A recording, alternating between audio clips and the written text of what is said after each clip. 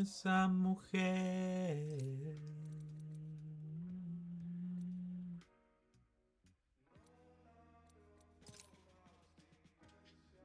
De tenerla cerca, me puse una meta. De lejos es mejor. No, movimientos por los dos. Y nada entre la luna.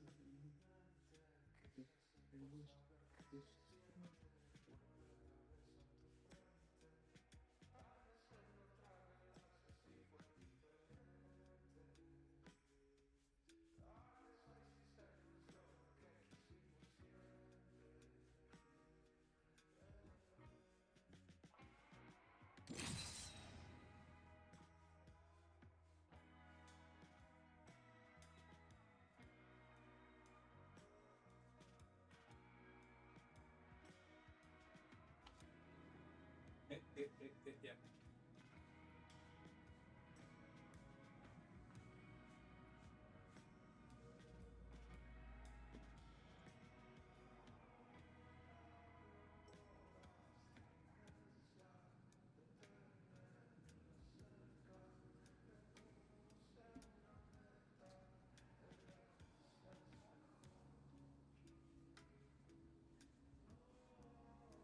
Ya, deja ahí. Ya.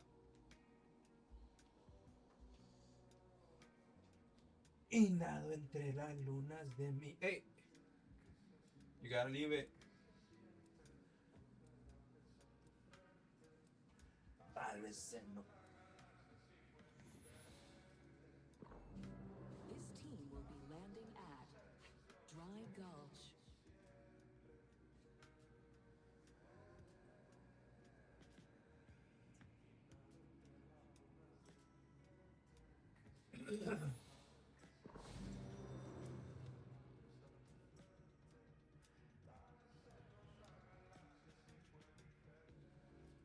Let's break some circuits.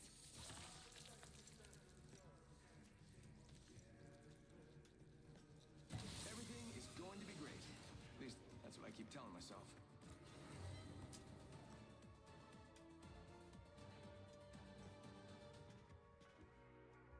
Ah, cielos.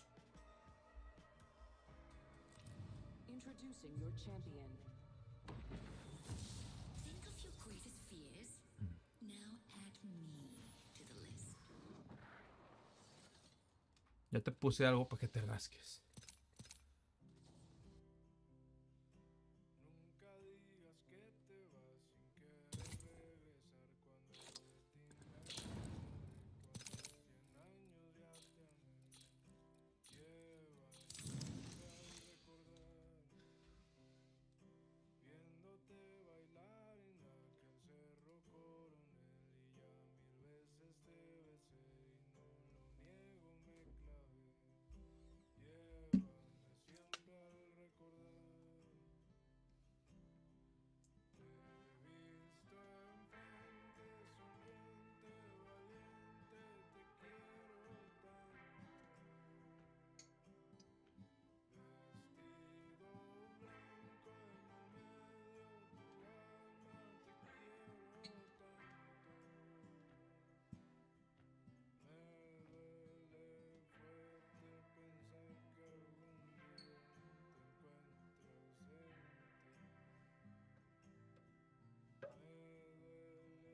Me duele fuerte pensar que algún día te encuentre ausente. Me duele fuerte pensar que algún día te encuentre ausente. Te siento al cantar y al escuchar cualquier canción bonita que hable del amor, de lo que siento ayer y hoy. Siempre te llevo al despertar.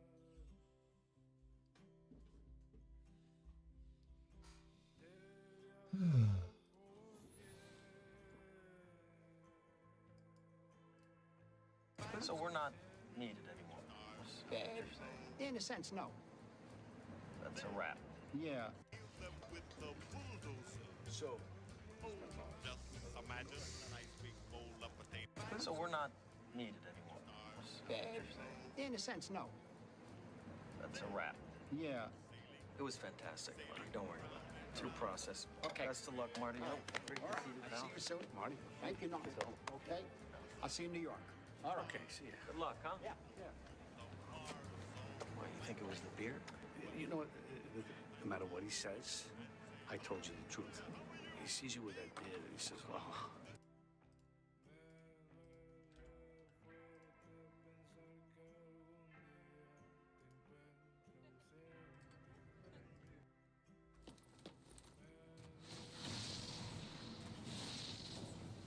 Hey, sometimes they're good, man. I won a game with the Nocturne yesterday. Round 1. Beginning ring countdown. Feel that charge in the air? We're inside the ring. We're safe. Guy was pretty chill and stayed with the team.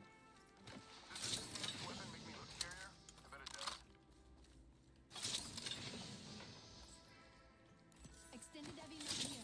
Level 2.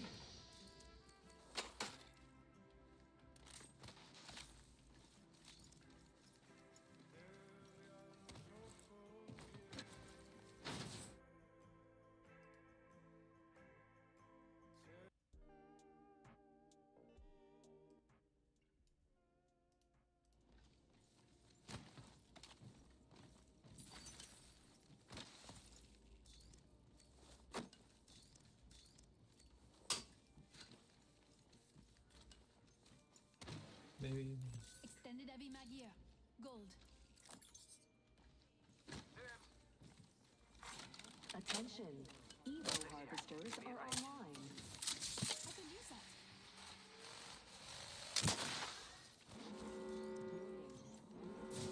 Backpack here. Level 3. Already in the next ring. I smell victory. Smells like... Man, what is that smell? Oh well.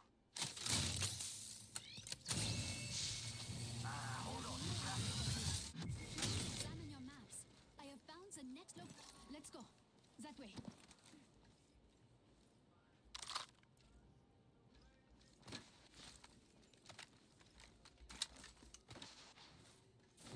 Thank you.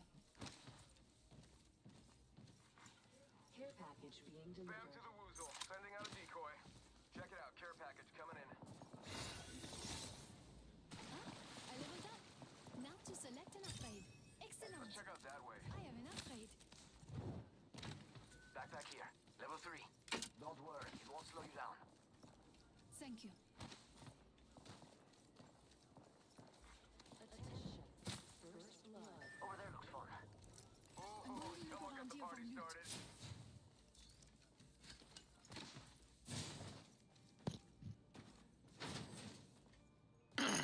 Yeah, we'll have to third this here in a second. You're by yourself.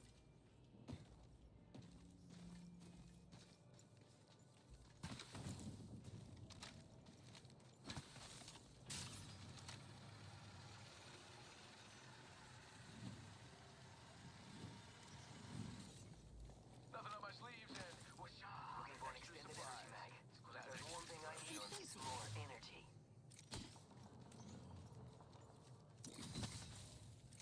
Shots fired, and they're hitting me. Reload. Shield. I downed an enemy. Give my shield to recharge. Over here? Go that way. Engaging all incoming artillery. Sweet silence. Frag out. Probably rest already. Yo, cracked an enemy.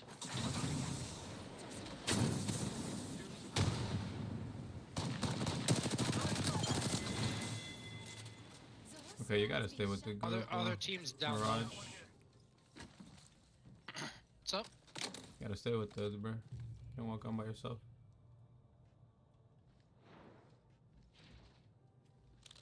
I don't know what that means. Nothing on my You know what that sleeves means? and You like dip. extra supplies. Not. I don't like to come off as a dick, but where I go, y'all need to go. Bam! There goes a boozle. Damn, I thought the Octa was gonna be the issue. Turns out you are the issue. It's not an issue. Look at my rank. Look at your rank. Your I know rank is rotations. meaningless. Your rank. It's not meaningless. It is. You I'm can just better be acting and I like a understand rat. rotations. You can just be acting like a rat, bro. Come on. You can't rank You up you being can a rat. understand. You understand rotation? Yeah, we're in the circle, bro. Let's go to circle. Stop fucking around. With you, In I the circle understand doesn't matter, rotation. Zone 1 or 2. Fuck it. Play my game. You play your game. Yeah, just stop being a dipshit. There's a Nah. reason I'm masters Suck a every dick, season and you're bruh. plat. Suck a dick, bruh. Oh my god, just stop talking. Mute me. You can mute me all you want. It's okay. Send in a decoy. Wait, how do I know I'm not the decoy?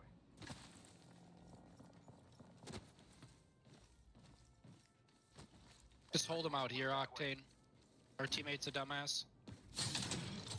He's one Velk ult away from dying.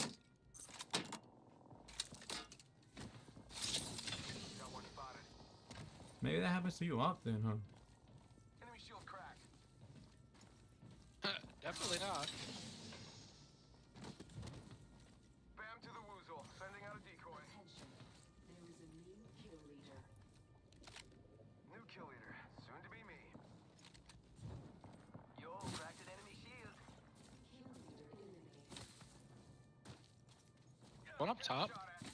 Bam to the woozle. Fucking weird, bitch. Enemy spotted over there. Decoy. Recharging shields. So Georgia, I'm doing great. What about you? Round 2. Send in a decoy. Wait, how do I know I'm not the decoy? Entering spawn. Hope you like exercise. Probably gonna go around. Replicator being delivered. Yo, replicators coming in for a landing. Yeah, they're Velk ulting out. Ready, set, go! Care package.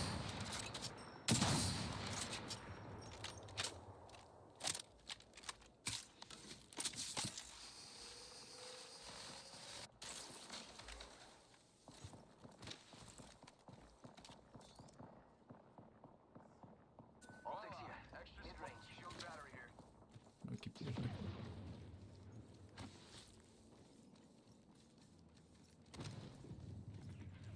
I think we should move that way. Hells yeah. Half the squads are toast. Yeah. I'm good, thanks. One more minute, amigo. Ring's right there. So close. So close. Careful. Enemy void nexus here. That way. Come on. Rings nearby. 45 seconds until it Bam. closes. Bam. Guess I'm running out of ideas. Located enemy position. Check your map. And you're welcome. Solo on us. Pay attention, gang. Not far from the ring. We got 30 seconds left.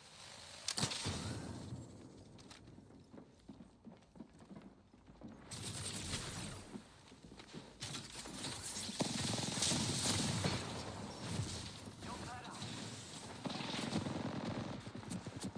Fuck is this solo on us?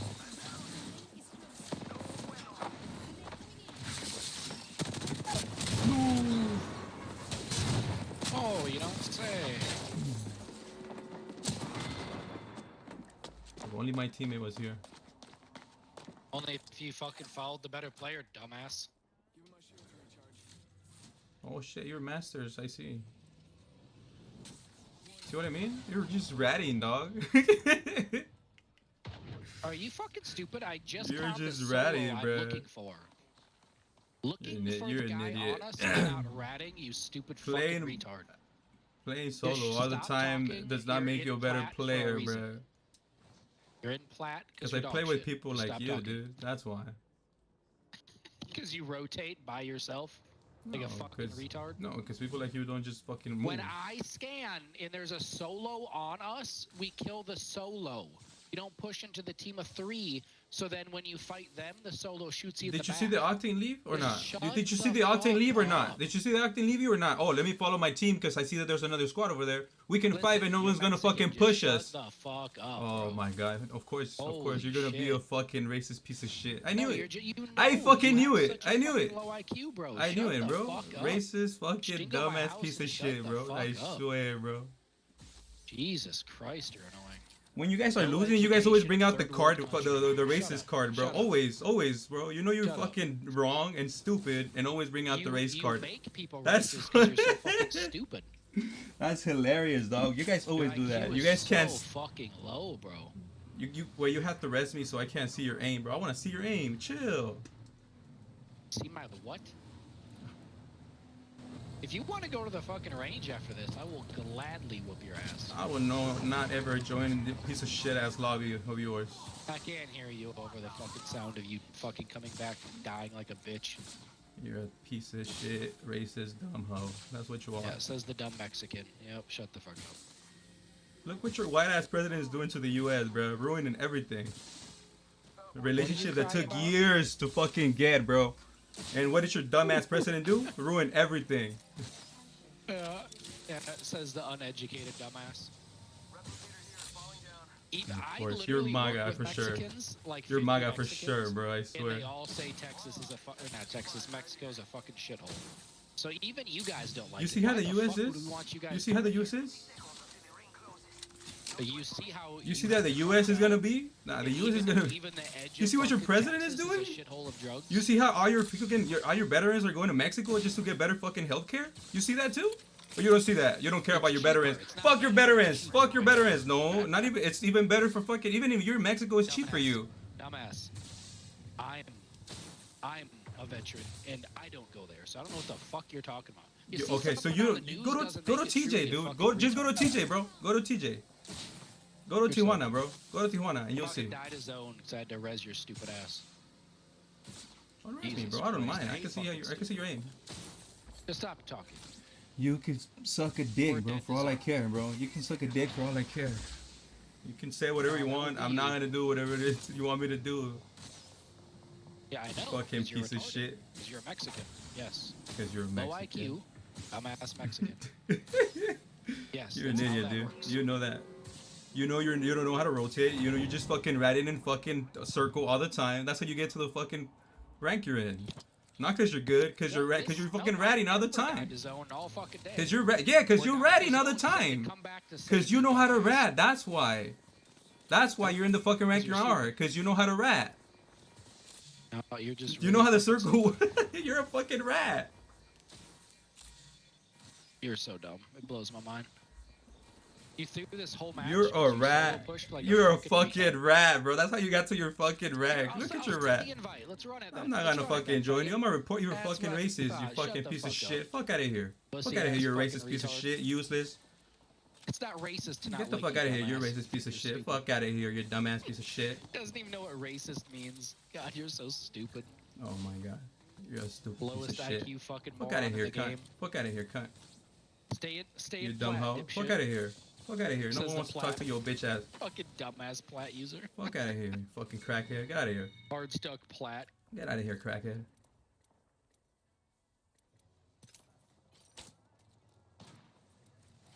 Hmm.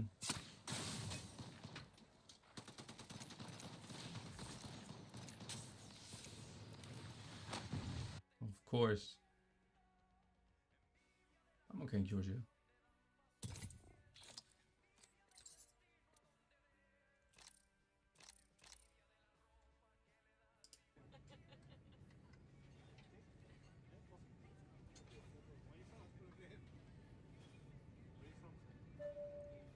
Mga binibining kinangat-kino, kalalapag lang po lamang natin sa pagkaibigang pag-araw ng Manila International Airport.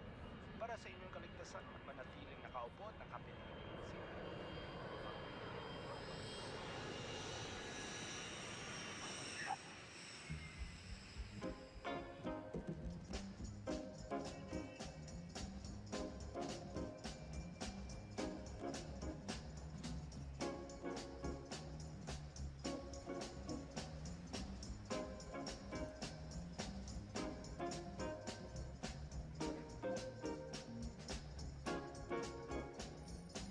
I'll tell you the truth. I didn't think you had it in you.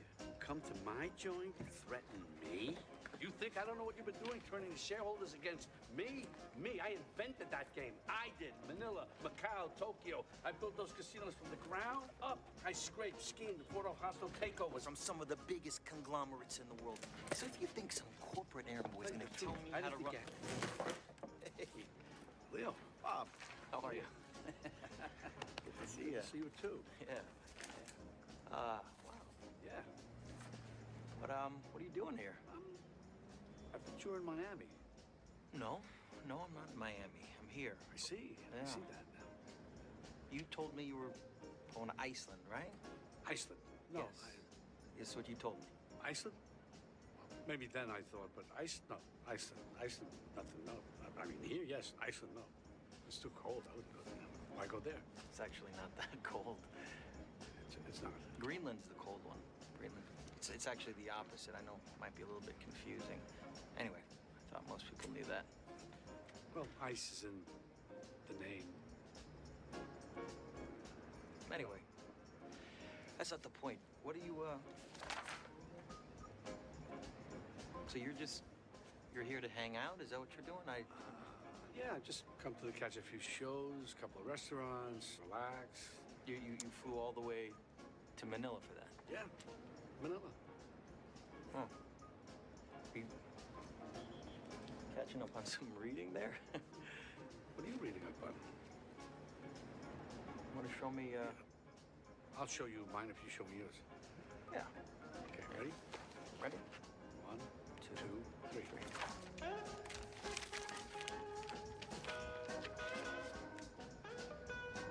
Hey, fellas. Hey, You Marty. made it. Hey, Marty. Welcome to Manila. How are you? I have a question now. Yeah. Are we finally getting to work on a project together? Is that what's going on here? Well, technically, no. No. No. Are we up for the same part? Not that you're up for the same part. It's not like... It's more like you're vying for the same part. We're vying? Well, you're vying. Something going on in my head. I'm not quite sure what it is. We're competing for the same role. Not that you're competing. It's that we're here talking and that you're vying. Don't you ever vie? I mean, look, we're here, and I just wanted to, first of all, I wanted you to experience this place. I know where we are here. It's incredible. And the whole picture that I'm thinking of, it starts here in Manila, and then we move out to Macau, and then it's got this big finish, major sequence in Japan. So what I got the private plane waiting. Meantime, we get something to eat. We drive out to the airport after we eat. We go to Macau, all right? Get something to eat. I understand the thing over here to eat is lechon, or some lechon. How is it pronounced? Lechon. Lechon. Yeah, what is it? I think it's a pork dish. What is it? It's I know the name. He knows what it is. Yeah. Okay. Whatever. But I don't know what the hell it is, but they say it's really good. Let's go. Marty, I just want to ask you. What is that about? Is this the same show? Just in time. I found you just in time. So I'm thinking he's more of a complex character, and I keep having this image of Gregory Peck, like a man in a gray flannel suit. Yeah, he's sort of calculating and he's ruthless, but not many people see his dark side. Yeah, there's a secret. Yes, he's got a secret, but will we ever know what that secret is? Like Mitchum and Out of the Past or something? Yes, Mitchell and Out of the Past. Exactly. Because this guy runs an international casino chain. He's a formidable businessman, but at the same time, he's suave and he's a risk taker, okay? He takes risks. So he could be just as comfortable, negotiating a takeover, right? As he is, let's say, playing high-stakes blackjack. Blackjack? I'm almost a pro blackjack player. I mean, I love blackjack. Love it. You know how to play? Totally. Big time. That's interesting. Oh, really? You play blackjack? Yeah, I play blackjack. I play blackjack. Oh, that's... What's that voice? What are you doing? No, I'm just saying. No. Are you mocking me? I don't understand. No, he plays blackjack. I'm just talking about in reference to the character. You said he plays blackjack, and therefore I would be more prepared for the role. I understand. Do you play? Yeah, I can play if I have to. I play poker. All right. Well, this character plays blackjack. But I'm just saying. Look, He wants to completely rewrite the character. No, guys. Look, the thing about it is that, it's kind of awkward. Both you guys being up for the same thing, like this. Mark, all kidding aside. You know what I'm saying? I feel all funny kidding about aside, this guy started my career, Mark. I have nothing but respect for him This is Big Bobby D here. He started my career. Whoever's right for the role. That's it. Look, may the best man win. But you know, I don't even want to say it like that. May the best person who is right, may the best person for the part be the person that is in the part. You know, Bob, I'm happy you said that. Well said. I'm happy you said that. Listen, look. All right, listen. I think it gets the point. Tomorrow we'll do auditions, okay? Sure. And in the meantime, I'm gonna line up some shots with Rodrigo. Take it easy. Enjoy yourself. See you tomorrow. Thank you. I should go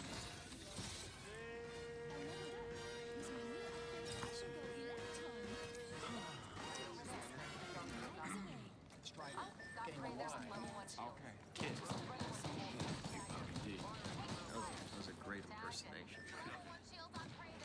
Well, I apologize ahead of time because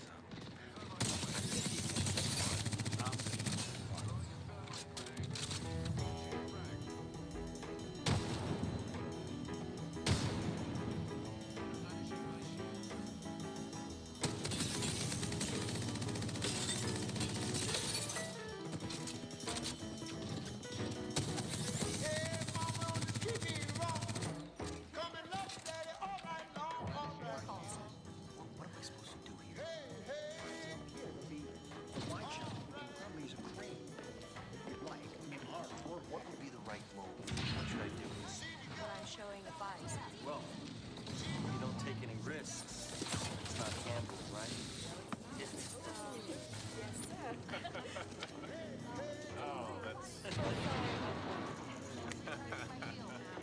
Don't count your chips while you're still playing, right? God, that was a lot of money. Relax, I've done this before. My friend, crap.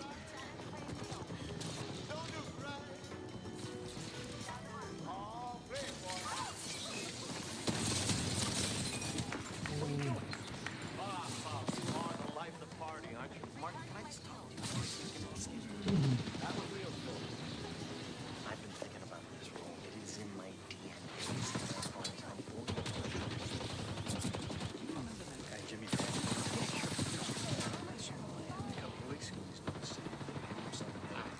It's himself, man. He's not happy with that. It takes Bob, I just need 20 seconds. Right?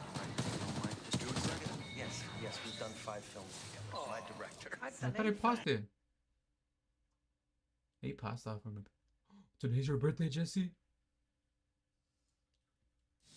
You want to pull up to game night, Jesse? You can pull up to game night, Jesse. Also, happy birthday.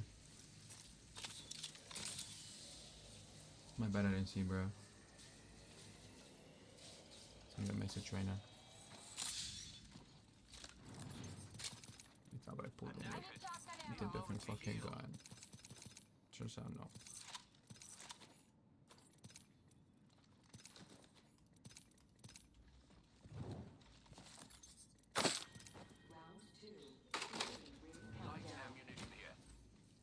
Next ring's quite the journey. Do as I do. Jesse! No, that's why you're fucking playing Minecraft.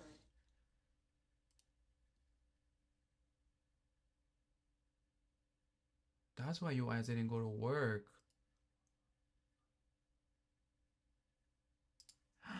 I see, Jesse. I see.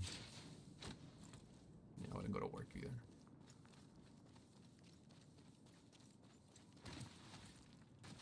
Echo's got an angle. Moving there. Let's go there. I have found the next location of the ring.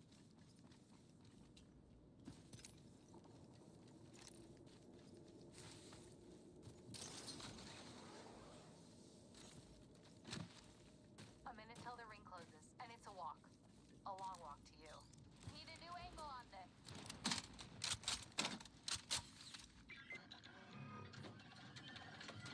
Weapon enhancement complete. Now for some field tests. Ring's close and we've got 45 on the clock. Sublime.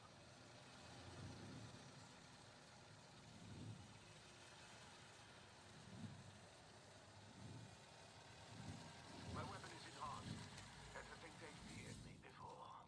30 seconds till ring closure. We are so close. Map shows us all spread out. Don't get picked off now. Prey in sight. Adjust your scopes. They're far. Let's go there. I've spotted an enemy. Planting fences. Flip it to this area. Prey spotted over there.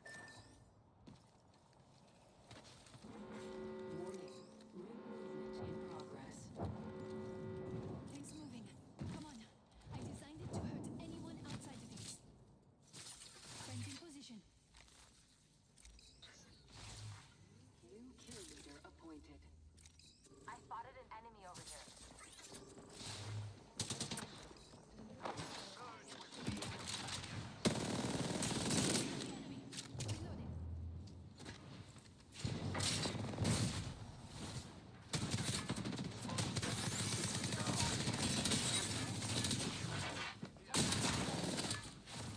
I downed another mark.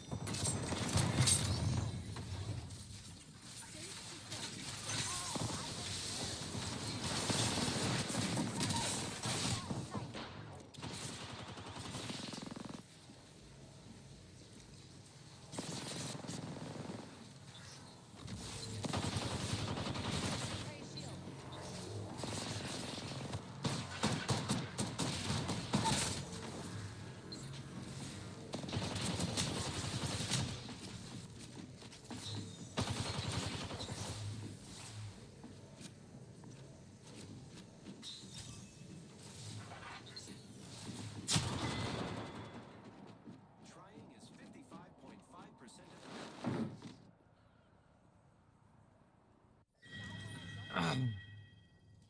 Good shit. I have our companion's banner. I'll never leave my team behind again. I'm not. Need a moment to heal.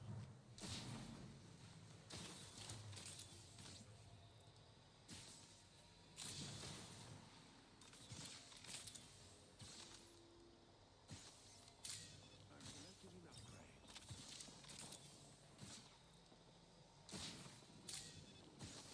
I'm knackered. Need a moment to heal.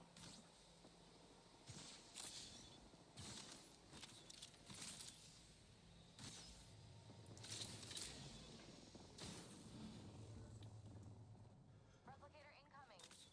Could use one of these. Got a mark in my sights. Need a Right moment here. to heal.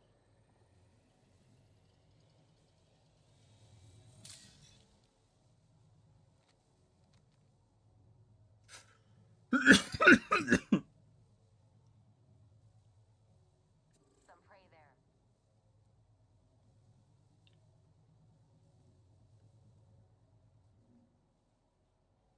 Rings close and we've got 45 on the clock. We defend here. It'd be daft to challenge us. Hold. Prey spotted over here.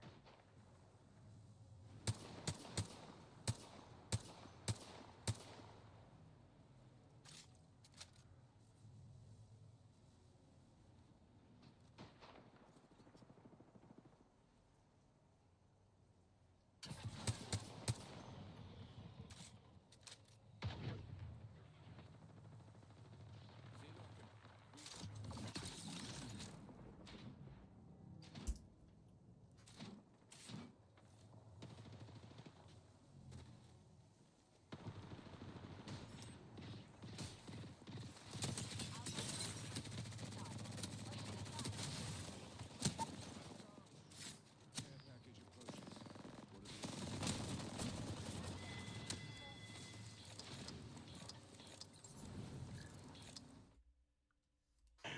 And the first film we did before you were even thought of. Well, let's be honest, Bob. It's been a while, okay? So I'd like to speak to my director, if that's Oh, I excuse see. me. Okay, Stephen, 1 second. Yeah, no, 1 second, me. I'll be right with you. Psychological. He doesn't even know. I know, this kid. He's a child. He has no life experience. Oh. But he's growing. I'm a child, huh? I'm a child. Look, Bob, no one respects your collaboration more than me, honestly. But for this role in particular, Bob, this role in particular, I feel like there's a certain physicality that this character needs. Somebody was on-screen Hey, presence. you be careful. You know what I mean? And let's be honest, you're getting up there in age a little bit, Bob. You know, Excuse me? I didn't hear what you said. he's losing his hearing too. He may get. He needs somebody to That go may in be there. too You know? far now. That's going too far. Can I be honest with you? I didn't. I don't like your beard. Oh, you don't like my beard? No, I don't. I think that looks terrible. You think my beard looks Yeah. hard? Okay, now guys, come on. I guess the question is, what are you There's a going to do nice, about it? there's a nice banquet waiting I'd like for to. us. Father shaves his kid's hair with Somewhere there's music. Moon. Stars. There's certain things that I'm the sure planets Bob you flying. feel about the character that Skies. your viewpoint, right? For your eyes, you can see everything that's happening through the skies. Music. Somewhere, how high the moon. I know. Well, look, I mean, the thing to do now is we have some dessert, and we talk about it on our way to Japan. Why? Somewhere music. How high They the have moon is the stars. Every bird flying through the stars, the skies, the sun, and round and round. Nice transition. Jupiter, Pluto, So look, Mars. obviously both of you guys are beyond excellent. You know, I mean, we've worked together for years on projects, on pictures. But you know, what's occurred to me throughout this whole process that we've had now on this trip is that, you know, ultimately, I began to realize that, you know, the character we're talking about, it's like he's superfluous to the entire narrative of the film. Honestly, I don't need him. You don't need the I character. don't need him. I don't need the character. It's like, I didn't realize until, you know, talking with you. If this would not have happened, I would not have realized this if you hadn't been gracious enough to come down here. Right. Giving time and your effort and you giving time and being gracious to him. course, This whole thing, I could not have done it. I could not have done it. And I feel really bad. So badly that I brought you down here and dragged you all the way across to Asia and Japan. And really sorry, but you really helped me. So we're not needed anymore. In a sense, no. That's a wrap. Yeah. It was fantastic, buddy. Don't worry about it. True process. Okay. Best of luck, Marty. All Great to right. see you, I'll pal. see you soon. Marty. Thank you, Knox. Okay? I'll see you in New York. All right. Okay, see ya. Good luck, huh? Yeah. What, you think it was the beard? You know what? No matter what he says, I told you the truth. He sees you with that beard, and he says, "Oh, Get out of here. He didn't hire you either. no, hey, I'm." When they held the Sunday afternoon jam session, they Marty. had 500 days, Brad. 300 Hey. billion saxophones all wailing at one Thank time. God. How are you? Thank I was God just you- working on the script. Oh, thank God you got here on such short notice. Oh, my Thank you so pleasure. much. Hey, I appreciate the call. Thank you. Thank you. It means a lot to me that you respond this way. Great, it's great. Great, I great know, part. I know. You were trying to look older. Oh, give me a break. You know, you were trying to look more substantial. So, Just imagine a nice big bowl of potato salad.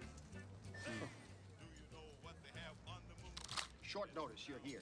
It's amazing. I'm gonna try something on you. If it's not working, you No, call. no, you try Right? anything. Feel free to try anything. You're at my desk. I got you. This is a I'm desk. at my desk. Got it. You're in my office. You're in my home. So, I scraped, schemed, fought off hostile takeovers from some of the biggest conglomerates in the world. Yeah? Yeah. So if you think some corporate errand boy is gonna tell me how to run my operation, and then I, you know, come in with the threat. 10 seconds. The ring is close.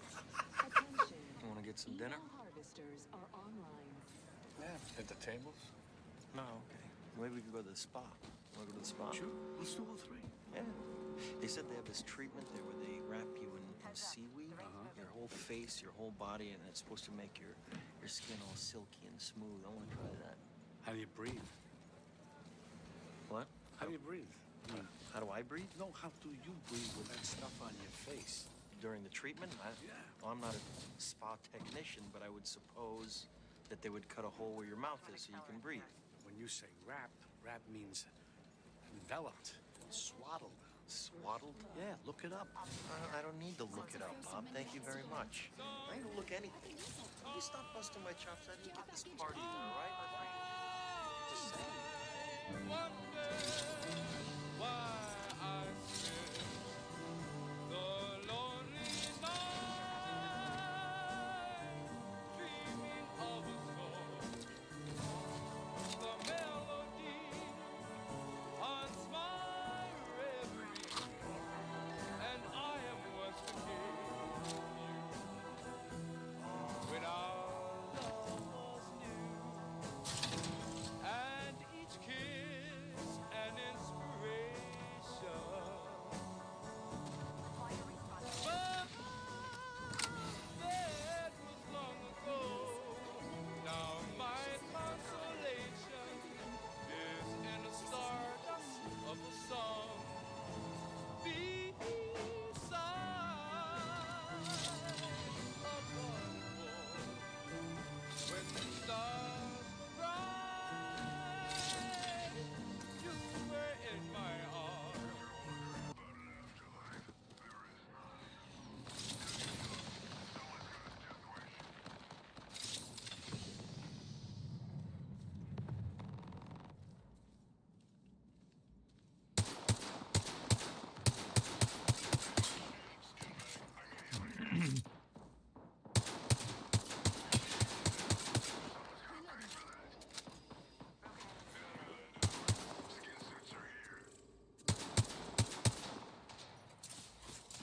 Throwing thermite. Let's go there.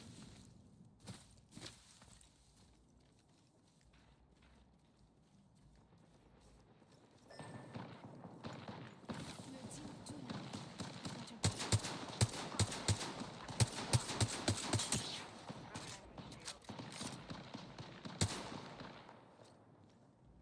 Recharging my shield. Contact with target.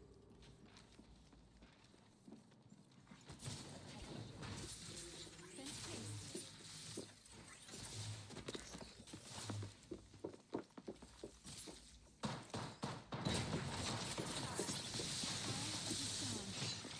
Fence in position.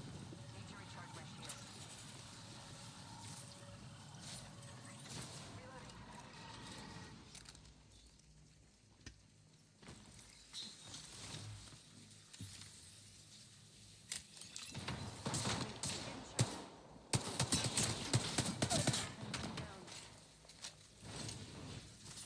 Planting fences. Disappear on the floor.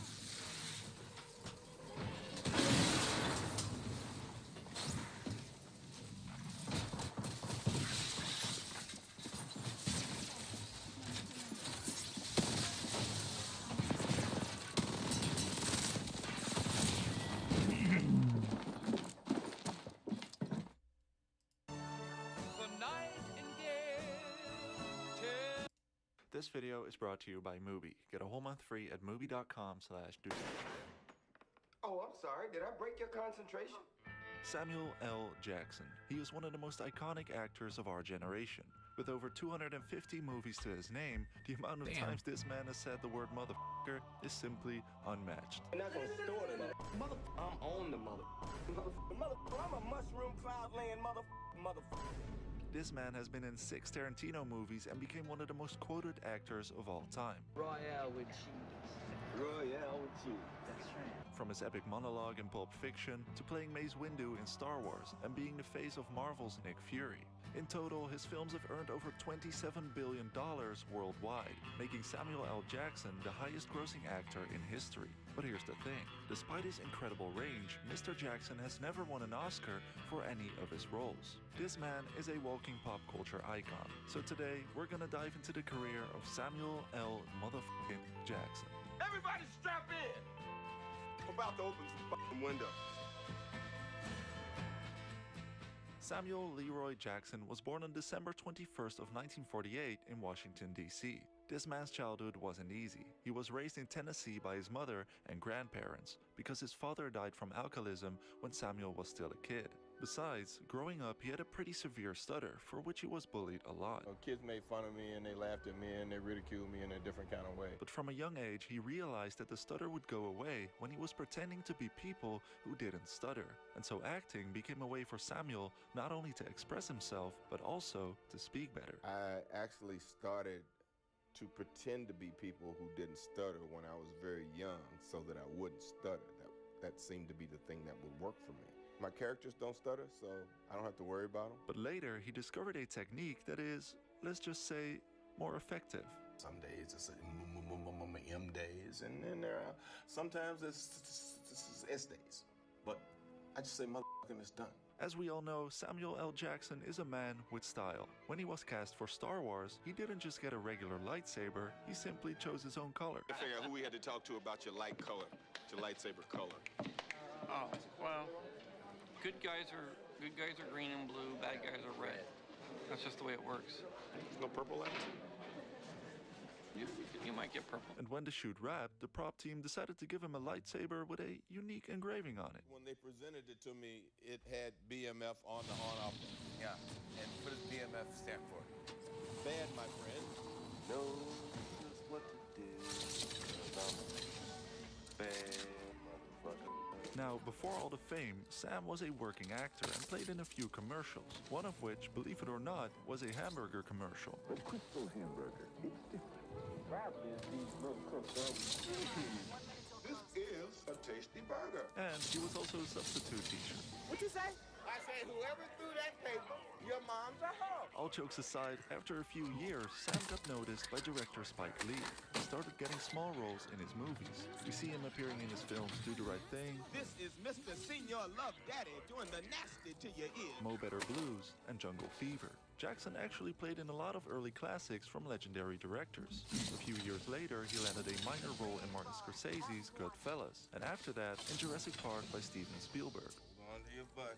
But even though these movies became iconic, his roles were still small, and nothing truly broke him through. Hold up! Time out! Y'all take a chill! But that's until he met Quentin Tarantino. It all started with Pulp Fiction, the movie that changed everything. But they actually met before that. Samuel L. Jackson had auditioned for Tarantino's first movie, Reservoir Dogs, but he didn't get the job. And apparently they saw each other again at the Sundance Film Festival when it premiered. And this is what happened. Walked up to him, man, awesome movie. This movie is so great. He said, how'd you like the guy who got your part? And I was like, movie would have been much better with me in it. Duh! What do you think I'm gonna say? I'm writing something for you right now. I go, you remember me?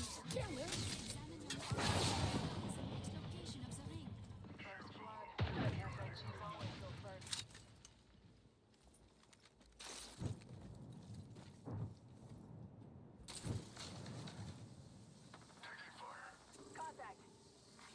Spot. Double targeted. Got company out there. Popping smoke. Got company out there.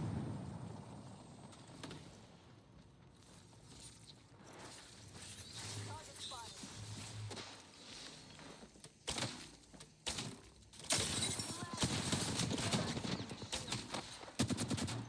My shields are recharged.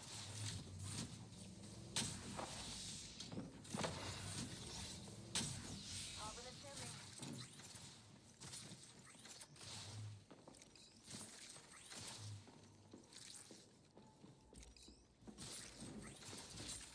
Anyone passes through here, we'll know. Put down an evac tower.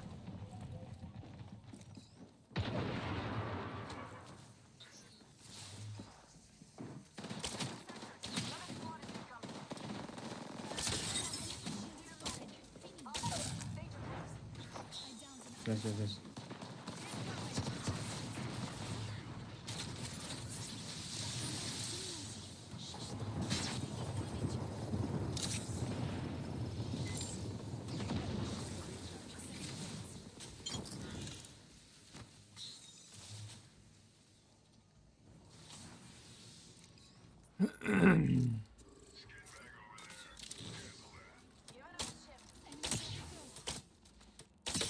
An enemy shield. Yeah.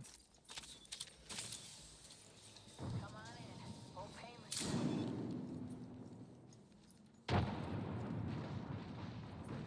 Taking fire. Cracked an enemy shield. Give me a second. Charge the shield. Slowing it.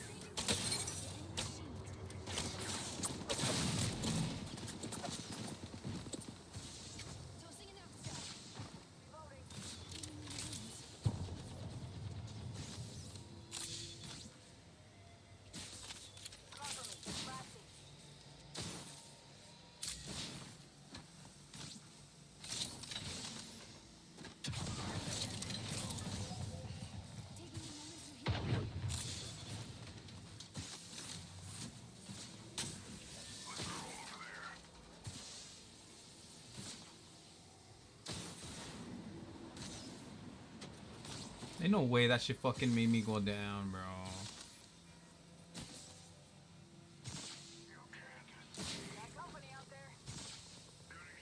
I should be able to clear that, dude. I'm gonna die.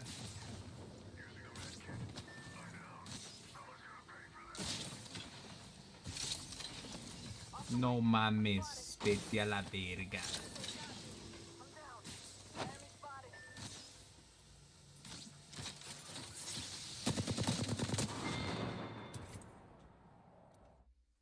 I'm writing something for you right now. You're gonna get it soon. And Pulp Fiction came in the mail like 2 weeks later. Wow. And I was like, whoa. Wow, that okay. Worth not getting a job for. And the rest was history. Pulp Fiction became a cult classic, and its impact reached far beyond anything Sam Jackson or Quentin Tarantino could have imagined. They did something totally different for their time, but not everybody liked it. When Pulp Fiction won the Palme d'Or in 1994, people began yelling during Tarantino's speech that the art house film by Kieslowski should have won. But Tarantino was like, "You are watching a master at work." People were like, who does this guy think he is with his ultra-violent movies filled with feet shots and cuss words? And to be honest, I still question the feet shots. But hey, it worked. Don't be telling me about foot massages. I'm the foot fucking master. And we gotta give Samuel L. Jackson credit for it. Apparently, he was so powerful during rehearsals that Quentin Tarantino rewrote the script to give him more scenes. What country you from? What? What ain't no country I ever heard of? They speak English and what? What? English, motherfucker! Do you speak it? Quentin actually wanted me to have an afro wig. He wanted it to be a big afro. So the PA he sent out to buy the wig bought the wrong wig, bought a Jerry curl wig. He was like, no, I told you afro. And I was like, no, this is totally right. Yeah. And I put it on, and we had this whole thing, and he started, fussing about it. I'm going, look, man, everybody in NWA had a Jerry curl at that time, and this is perfect for Jules. Also, there have been rumors that Mr. Jackson doesn't do more than 3 takes of any scenes. Well, I have to have a really good explanation when you need more than 3. Somebody's messing up, because it ain't me. This man simply don't make no mistakes. And from that moment, he became the man who could turn a simple monologue into a sermon. And you will know my name is the Lord when I lay my vengeance upon thee. Pulp Fiction became a timeless masterpiece. To this day, every year, millions of kids come of age and discover this movie and think it's the coolest thing on the planet. I was one of them. I get a whole new group of people, asking me about quarter pounder of cheese and France. Say what again? Yeah. The first time I actually saw the film was at the Cannes Film Festival. I was sitting there watching the film. The audience was loving this movie, loving it.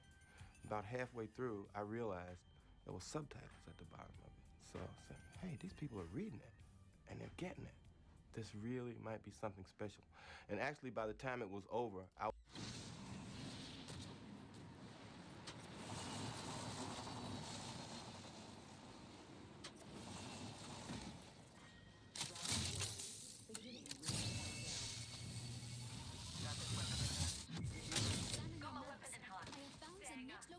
Of the ring.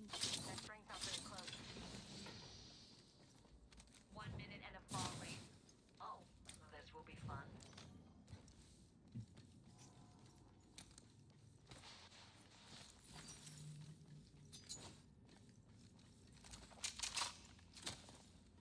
Ring's not close, and we've only got 45 seconds.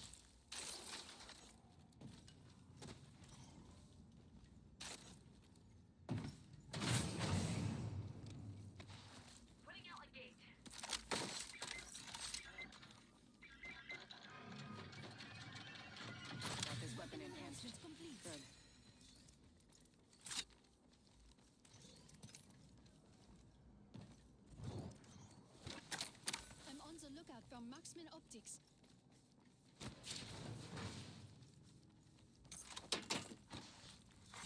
Evo harvesters are now available.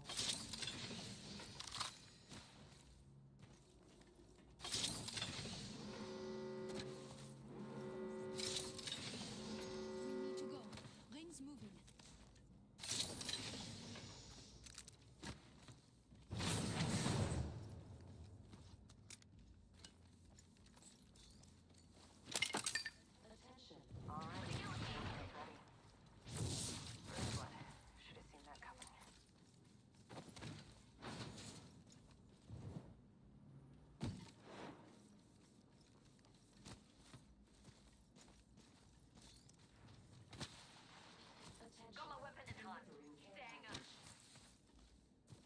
package coming in.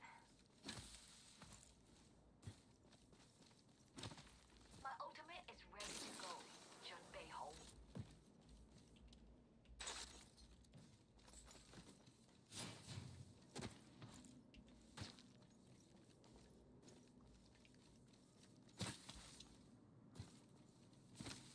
Breaking through the gate.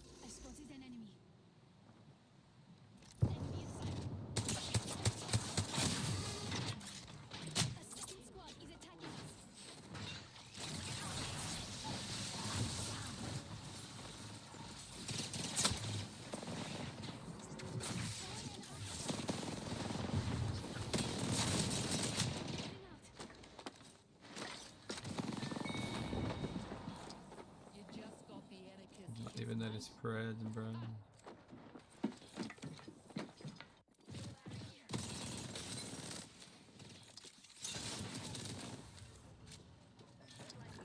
I don't know why the fuck we pushed so like that. I was actually sitting there, and there were tears running down my face when it was over. I was just so pleased that I was part of that particular film. This role earned Samuel his only Oscar nomination ever, and he didn't win.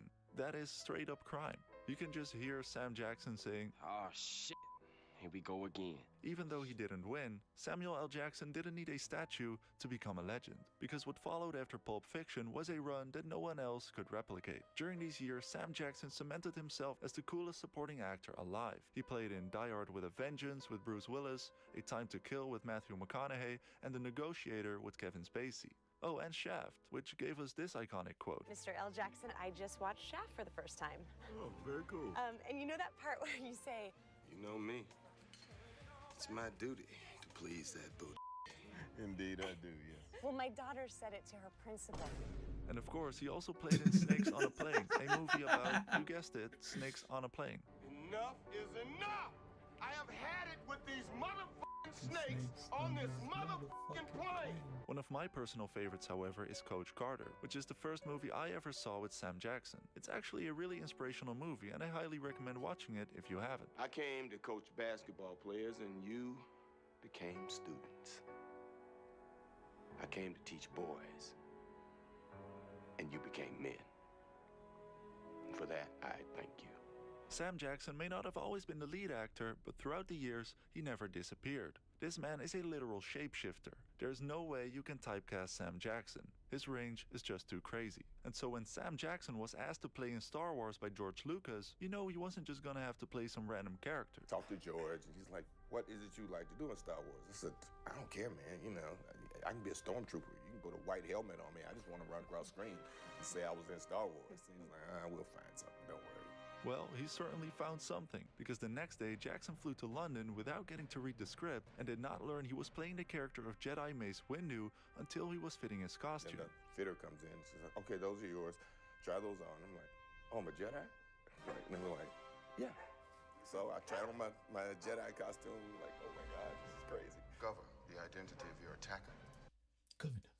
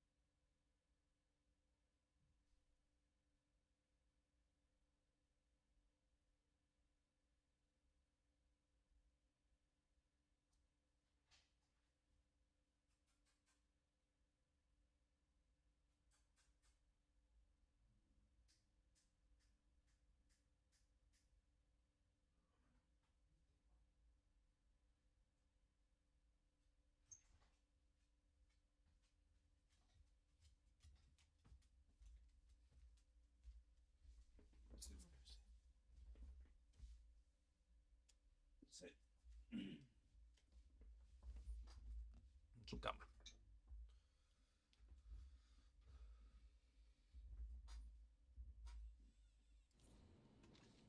Backpack here. Level 2. Setting up shop. We're inside the rank. Fantastic. Mama's got you now.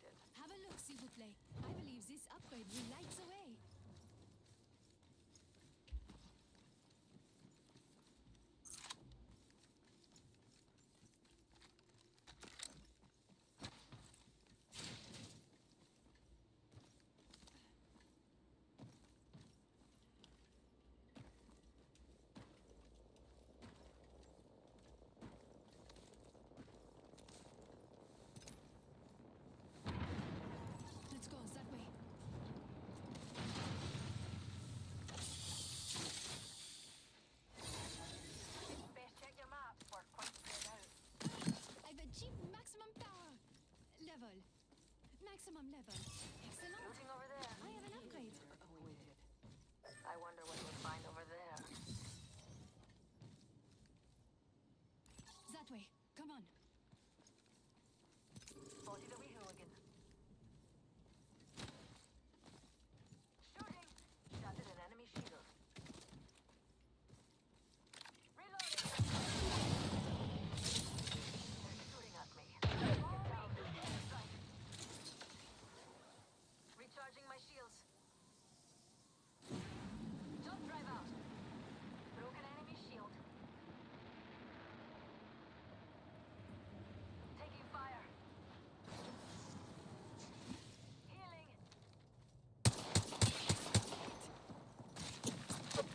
Behind you guys, behind you guys. Taking fire. We picked me up. Stay right. Broken enemy shield. Beam down. Stay right. I took out an enemy. Jump drive out. Unnecessary healing to win. I cracked an enemy shield. They're shooting at me. It's your lucky day. I've got you.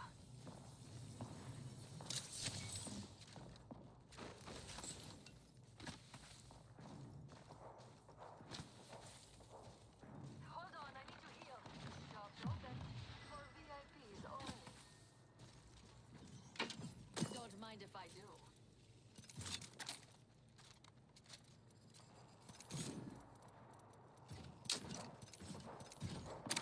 I'm here. Bottomless batteries. We are not alone. Look over here. Taking fire. Reloading. Recharging shields.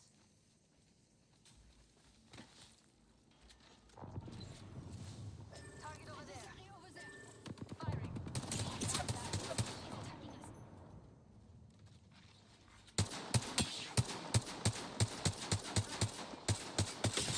Enemy shield.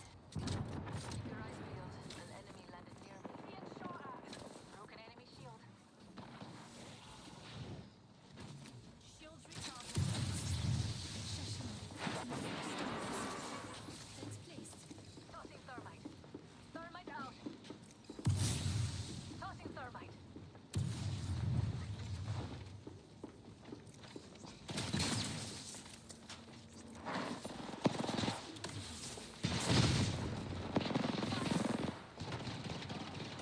Recharging my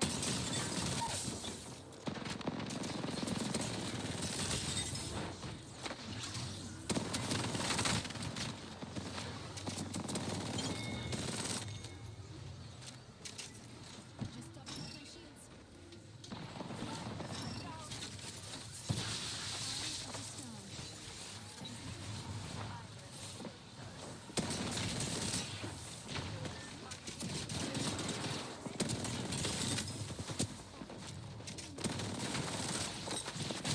No way.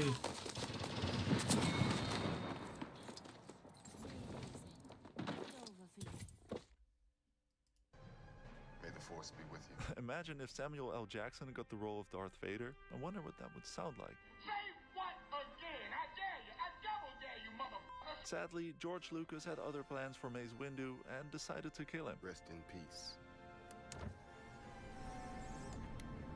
Motherfucker. But according to Jackson, he didn't die at all. Windu is not dead. That's what I keep telling him. I said, you know, there's a long history of people in the Star Wars world with one hand, one arm, you know, and they're still, you know, around here kicking ass. And Jedi's can fall from great heights without dying. It didn't work, man. I'm still alive, motherfucker. In 2008, he resurrected again as Nick Fury in Marvel, becoming the guy who literally assembled the Avengers. Nick Fury is literally invincible. He's been in the Marvel Cinematic Universe for more than 15 years. But if there was ever a moment where the MCU career would end, this would have been the most Samuel L. Jackson way to go. Oh, no. Well, in 2001, he decided to take on a role that is a bit more family-friendly, so he starred in The Incredibles as Frozone. What? Where's my super suit? What? Where is my super suit? What? Say what again? Say what again? I dare you. I double dare you, motherfucker. Say what one more goddamn time. Samuel L. Jackson is the bridge between generations. Kids know him, boomers know him, film bros know him. Everyone has at least one movie that they love with Samuel L. Jackson in it. Tarantino even calls Samuel his muse. He's the only actor Tarantino allows to improvise in a scene, even though he's known for making actors say lines exactly as written in the script. You hire an actor to learn your lines and say them. Now, there are exceptions to that. Sam Jackson is the exception. Sam Jackson is a terrific writer. He knows how his characters should talk. Now, he loves my words. That's one of the reasons that he works with me. That's one of the reasons he would tackle a character like Steven is for with me. Sam Jackson and Tarantino go way back and have earned each other's respect over the years. These two have collaborated more than most actors and directors do in a lifetime. In total, Sam Jackson has played in 6 out of 10 Tarantino movies so far. First he played Jules in Pulp Fiction, then he starred in Jackie Brown as Ordell. When I open the trunk, you pop up, rack this motherfucker. He also has a short cameo as a piano player named Rufus in Kill Bill Volume 2. Rufus, he's the man. He didn't appear physically in Inglourious Basterds, but he did do the voiceover. Because nitrate film burns 3 times faster than paper. Shoshana has a collection of over 350 nitrate film prints. Then, the movie that most young people will probably know him from, Django Unchained. At first, Sam Jackson was disappointed that he didn't get the role of Django in a movie called Django. Instead, he plays Steven, a house slave who basically is the villain behind the villain. And I kept reading it, and Steven didn't show up for a very long time. And where's Steven? Then when I got to him and I read it, oh, this is what he wants. Sam Jackson single-handedly turned Steven into one of the most hated characters in cinema. I miss you like I miss a rock in my shoe. You've just written him. You haven't seen him. So, are you ready for what this is going to be? And he was like, whatever you bring, bring it. So, I brought it. I believe if you don't give up in the next 10 seconds, we gonna blow this brains out. Believe that. Even though he's the most hated character in the film, Sam Jackson still makes him watchable, and that's the power he has as an actor. Funny thing is that he played Martin Luther King a year earlier. So I went from playing Martin Luther King to Steve, the most beloved black man on the planet, to the most despicable Negro in cinematic history. That's who the hell you calling Snowball, Paul Sport? I'll snatch your black ass off that nag down here in the mud so fast, make no... And lastly, there's The Hateful Eight, where Mr. Jackson gave a monologue that I will never forget. Then I grabbed me a handful of that black hair at the back of his head, and I stuck my big black... Oh my God, bro. Oh, hell no, man. So why hasn't Samuel L. Jackson won an Oscar? Well, he is a reminder that talent isn't always about awards. Oscars are overrated anyway, and it's about presence, impact, and longevity. Samuel L. Jackson didn't need an Oscar to become a legend. All he needed was a camera, a great script, and maybe 1 or 2 curse words. Hey, the car ain't hit no motherfucking bump. In 2022, the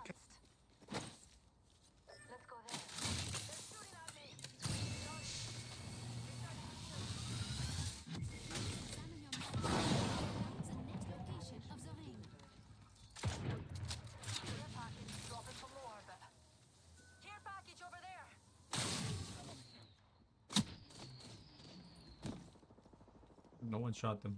Just stopping up some shields. Care package over there. Oh, not this guy again, bro.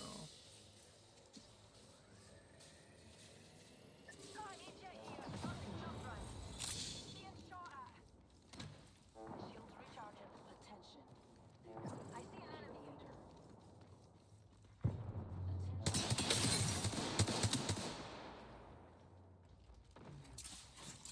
Tossing thermite. Just topping up some shields. Enemy that way.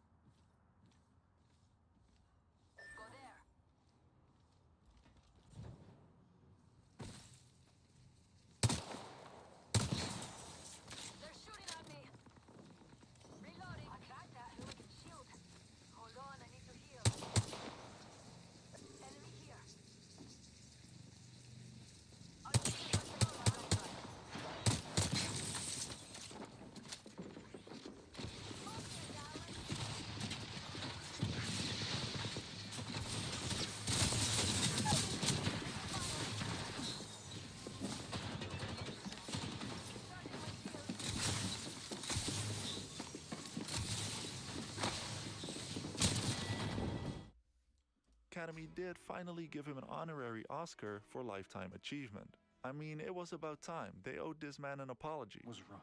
The fact that this mother is not serving time in some federal penitentiary is a huge, hot, heaping pile of horse. Samuel L. Jackson has defined movie culture for over 30 years. He's the only man who can make swearing poetic. I mean, there are people who do their whole careers and nobody remembers anything. A lot of things I say in movies, people still say to me, so I'm good with that. But it's not only the voice or the use of strong profanity in his movies that makes him a legend. It's that he treats every movie, no matter how big or small, like it matters. He can be in Snakes on a Plane and The Avengers and treat both with the same energy. And that is professionalism. He has a true love for his craft. You're a smart motherfucker, that's right. Not only that, Samuel L. Jackson is one of the very few actors who actually enjoys watching his own movies. We're in this business because it's a look at me business.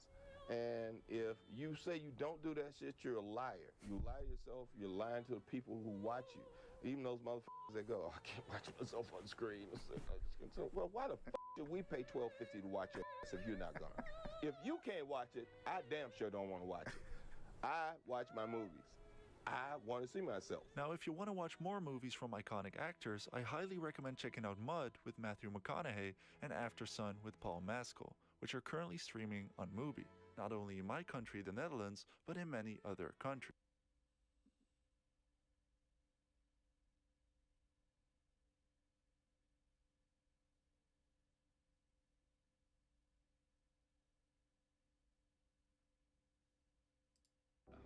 Godfather, I don't know what to do. I don't know what to do. You can act like a man! What's the matter with you? Is this how you turn out a Hollywood Pinocchio that cries like a woman?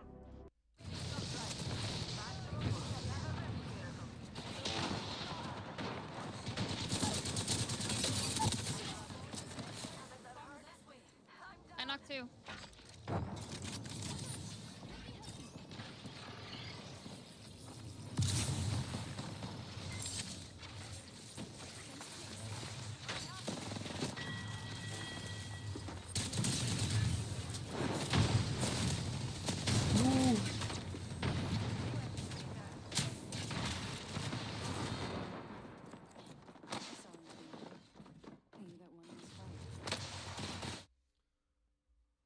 Why are all the squads fighting right there on us?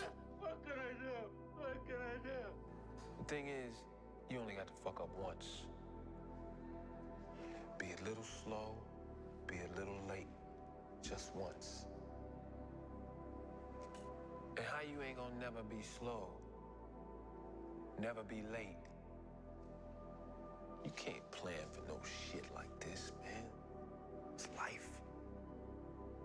You spend time with your family? Sure I do. Good. Because a man who doesn't spend time with his family can never be a real man. A man is supposed to take care of his family. You live in my house, fill your belly with my food, put your behind on my bed because you're my son. Not because I like you, because it's my duty to take care of you. I owe a responsibility to you. Now let's get this straight right here and now before I go along any further. I ain't got to like you.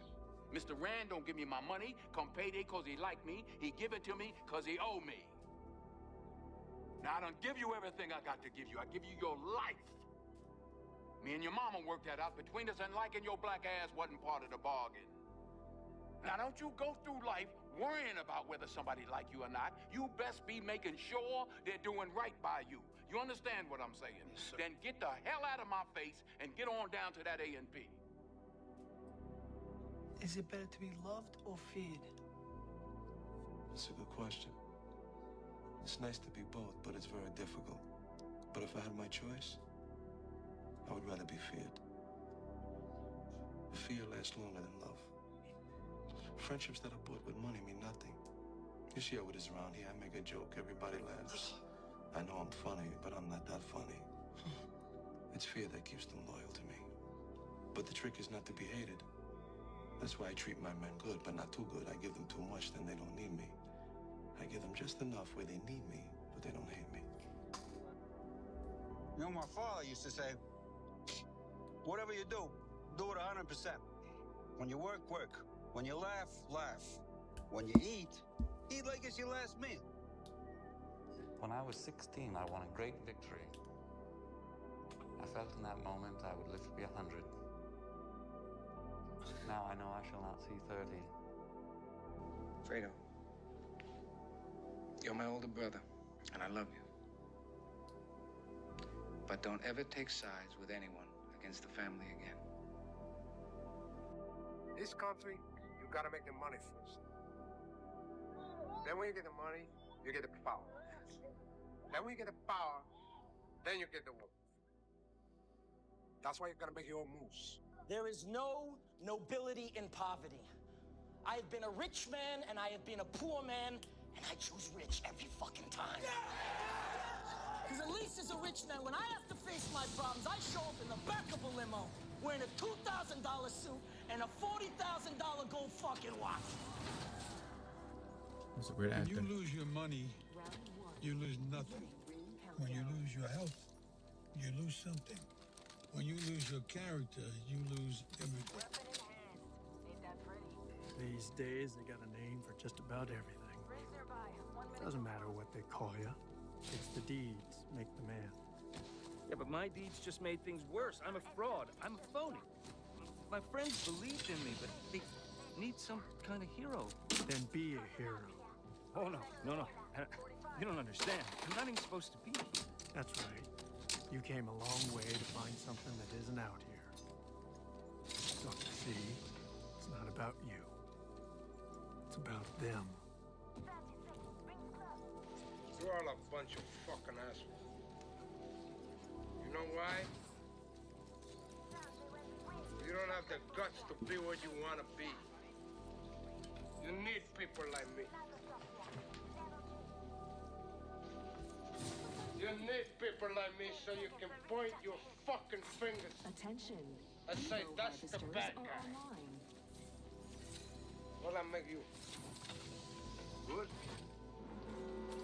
You just know how to hide. You need to be a gangster. You need to be a killer, little young. You need that. Okay, if that's what you want. If that's what makes you feel like a man, then be a real man. Let's get jumped in right now. Here, start with me. No, start with me. Here, start with me. Take it. Come on, killer. Come on, killer. Stay right there. You know how to hold? You know what you're doing? Come on, killer. There you go. There you go. There you go. 5 pounds of pressure, that's all it takes. Come on, gangster. 5 pounds of pressure, that's all it takes. 5 pounds of pressure, that's all it takes. All right, then come straight to me. You know, get to me. Come get to me. I ain't gonna do it. See, you know what they are up there? They liars. And so am I. See what happens when you deal with a liar? Huh? You see what happens when you deal with a liar? What do you see when you look at me? Tell me. You better give me a right answer. What you see when you look at me? Killer, what you see, yummy? You don't know. Oh, no. Oh, no. Let's reposition there. Good news. I've leveled up. I should select an upgrade. Don't mention it. Upgraded and good. I spotted an enemy.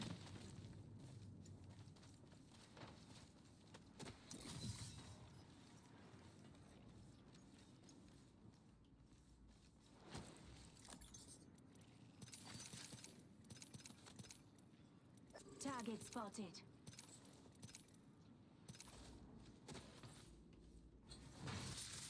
Name fences.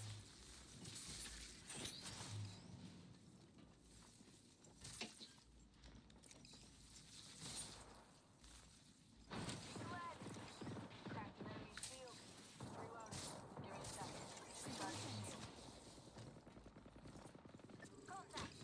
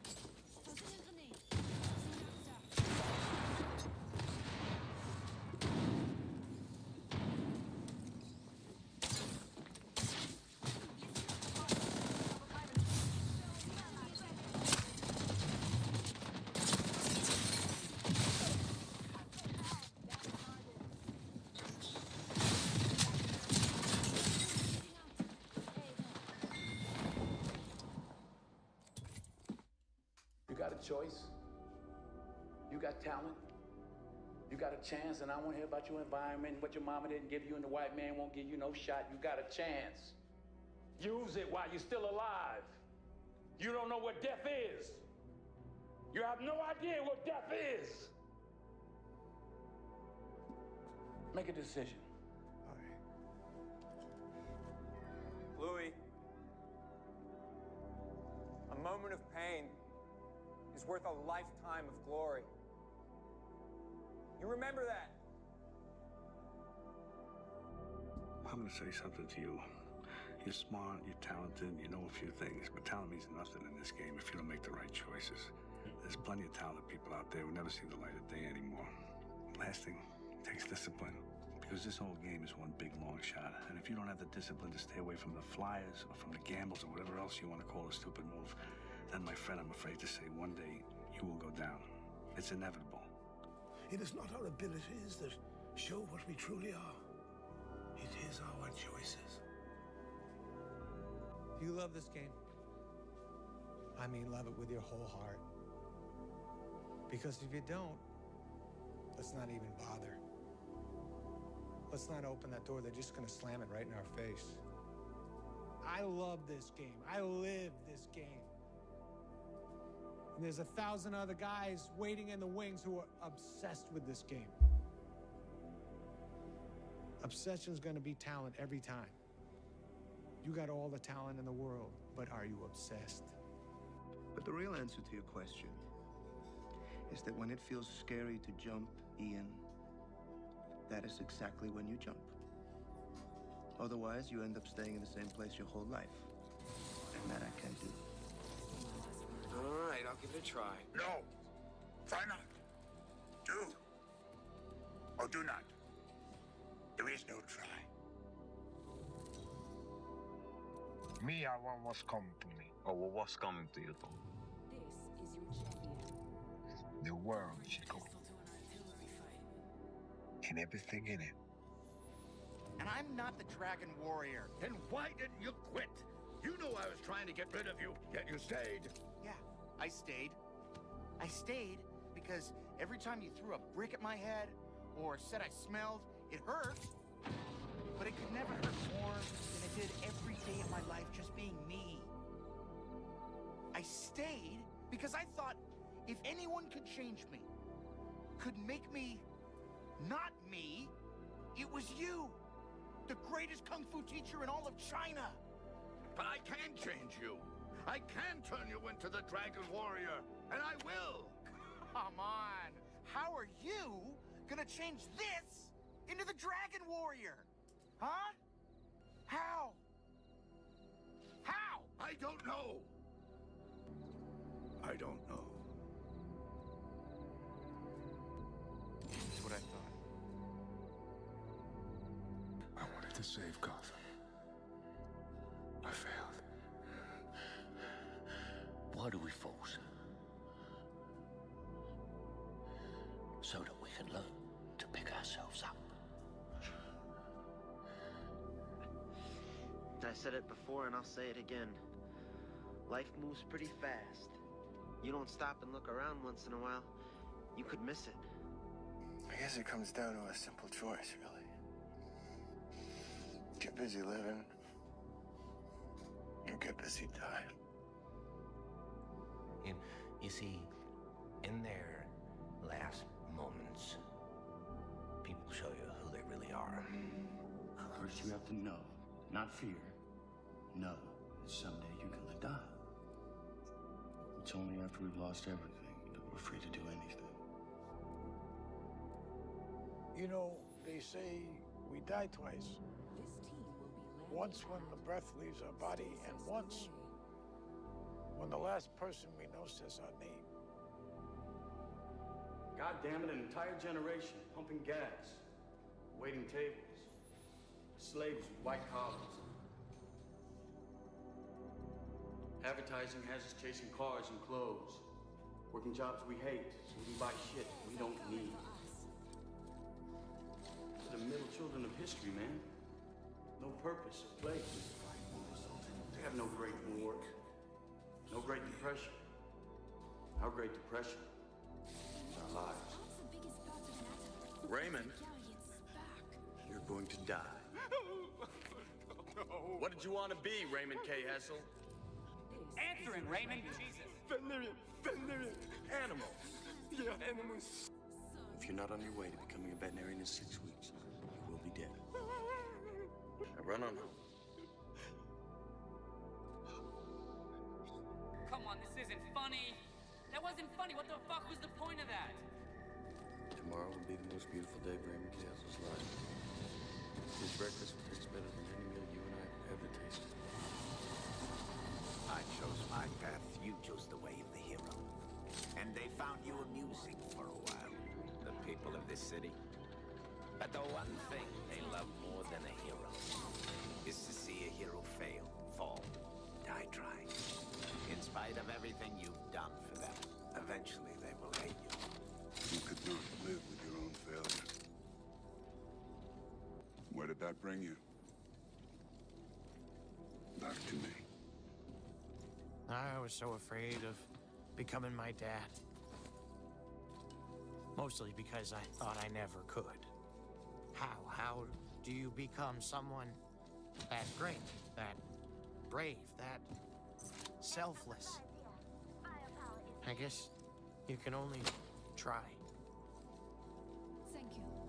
Life is this. I like this. In every moment, there is the possibility of a better future. But you people won't believe it.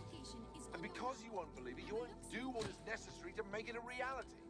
So you dwell on this terrible future and you resign yourselves to it.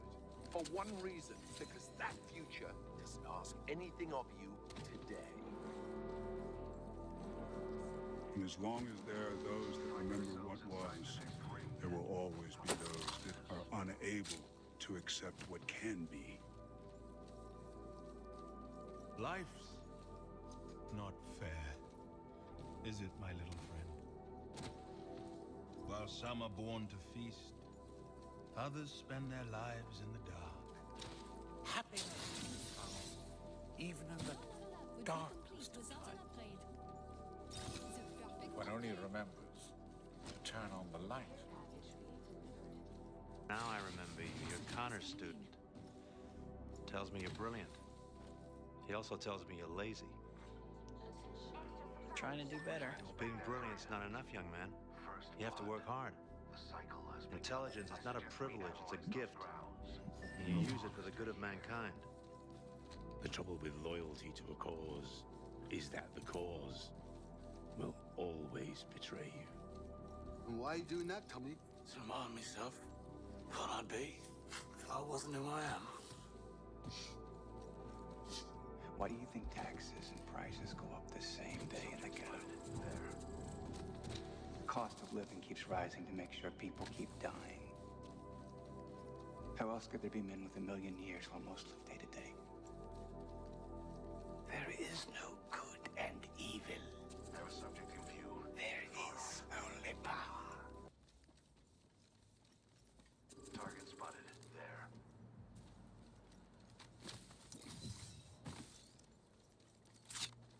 Spotted a subject over there. Forget that. Enemy spotted. Far.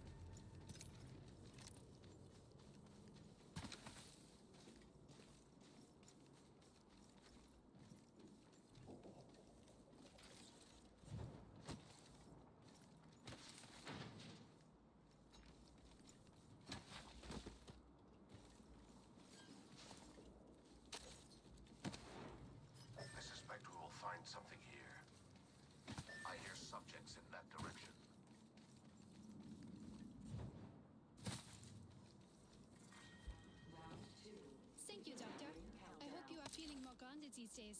I suspect we will find something here. We should conduct a search right here.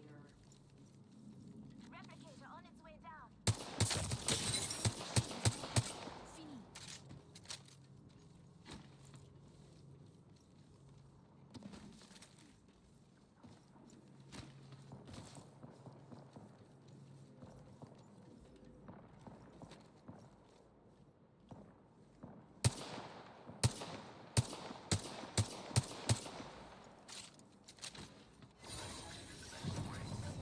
Inspect your map. Parfait. That's a max level. Upgraded and good to go. Look at me now, Papa. Administering medical aid.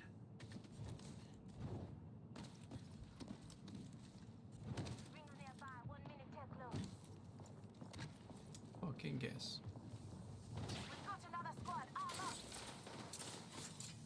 Tossing thermite. Extended light mag here. Level 2. 45 seconds until ring closure. Recharging my shields.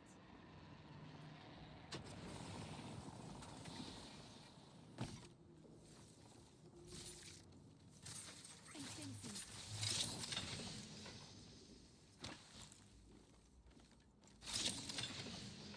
My weapon is now enhanced.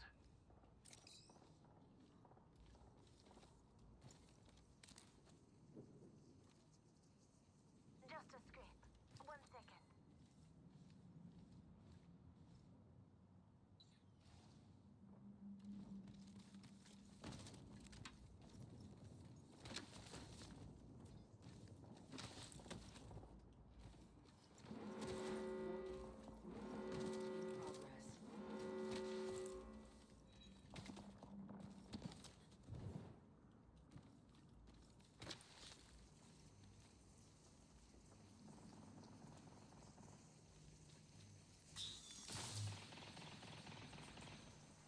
I spotted an enemy.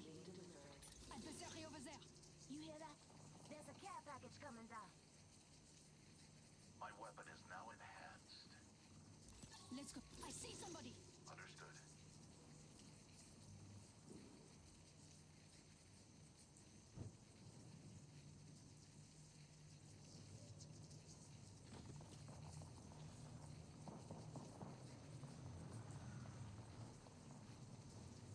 Enemy spotted. Deploying a variable.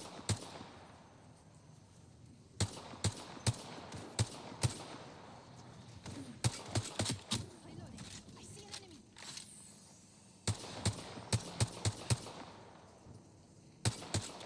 Somebody. I'm in trouble. Enemy spotted. Far. I see an opponent.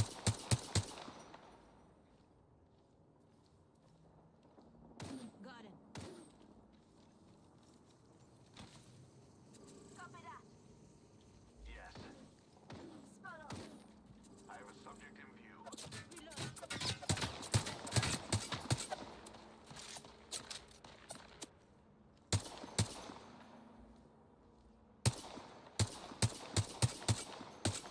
Half the squad left. No time to be tired. Watching over there.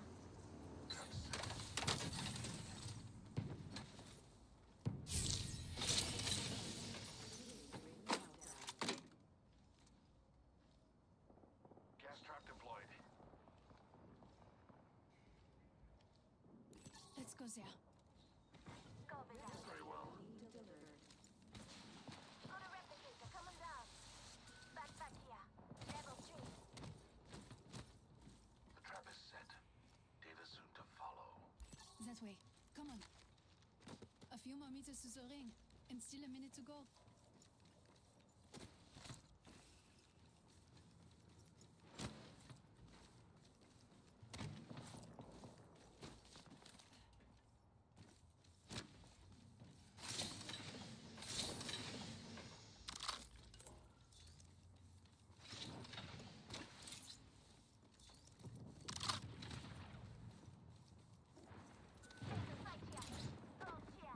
Enemy spotted. Search through over there. are houses. This way. Let's go. And fencing.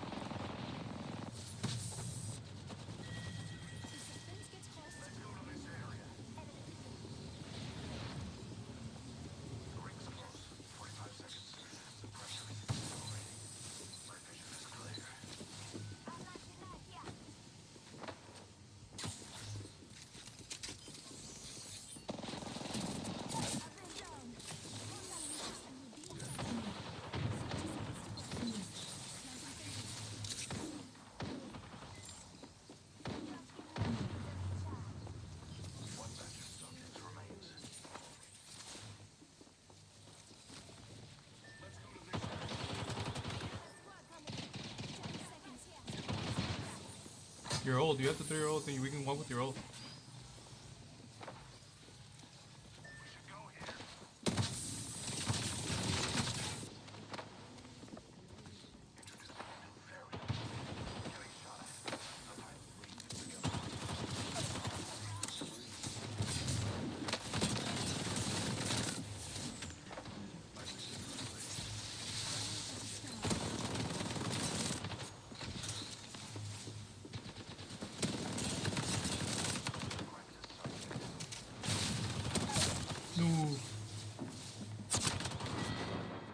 No. Is there any better gift for someone who loves than juice?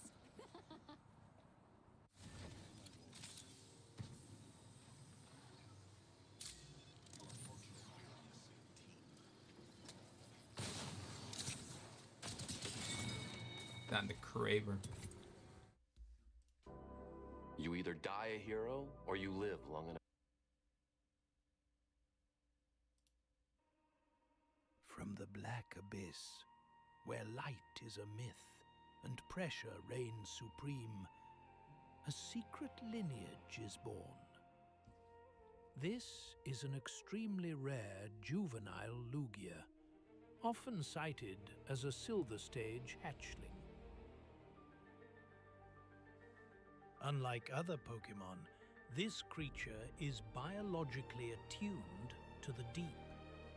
Its skin is a unique dermal layer, designed not for camouflage, but for pressure resistance. A living suit of armor against the ocean's crushing weight. The Silver Stage is playful, yet driven by an innate, powerful energy, psychic aura. It uses this subtle force to navigate the lightless trenches and communicate across vast, silent distances. Years pass in the crushing darkness. The juvenile, now larger and stronger, begins to ascend. The pressure change triggers a massive, rapid physiological shift. Evolution. Its musculature expands, its bone density decreases for flight, and its psychic power crystallizes. Emerging from the depths, it is no longer silver. It is Lugia, the guardian of the seas. Lugia's wings are not for simple propulsion. They are hydroacoustic membranes, capable of generating powerful sound waves that, when amplified, can stir up 40-day storms. This power is a defense. The massive garrison.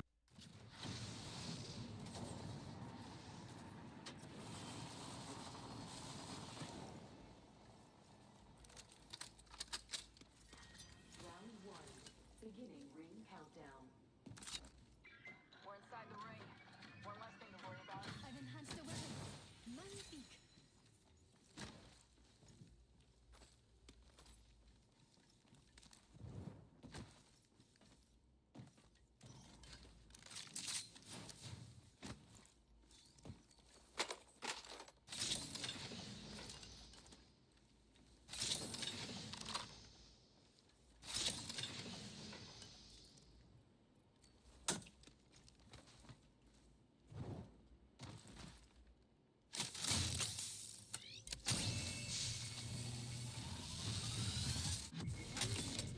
Is on your map.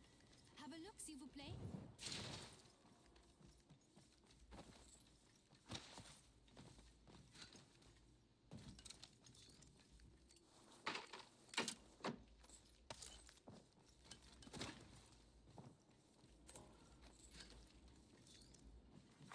Attention. Evo harvesters are online. Level 2. Got some extra supplies here. You're welcome. First blood. I must remember to find more. Feel that charge in the air? We're inside the ring. I We're need safe. energy ammo.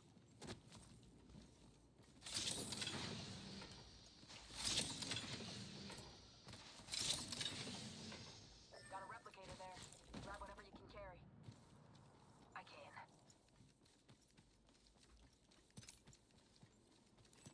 an Evo harvester here.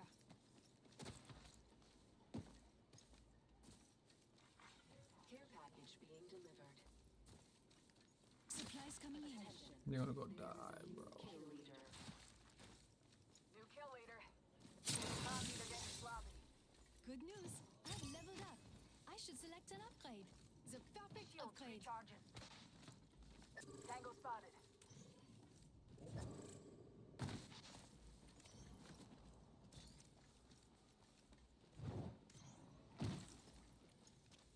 I have found the next location of the ring.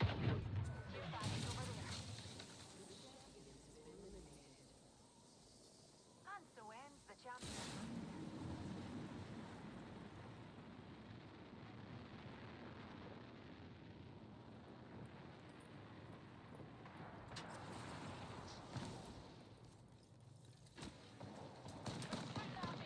Broken enemy shield.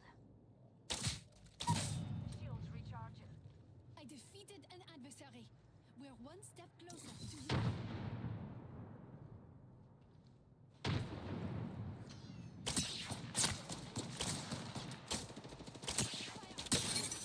Is broken. Fini. Tango down. I took out an enemy. A necessary evil to win. Oscar Mike. Fun. Pop and smoke.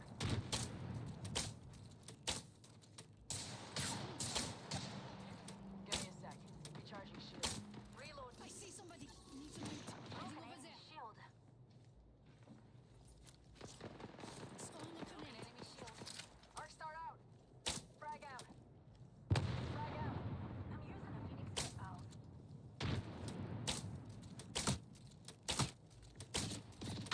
In trouble. Tossing a grenade.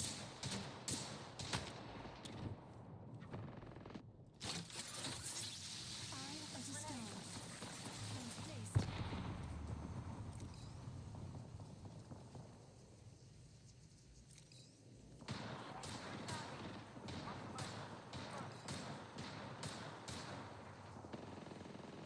Broken enemy. I'm down. Need a medic. Hostage. Enemy shield. Unleashing my singularity. Shields recharging. Broken enemy shield.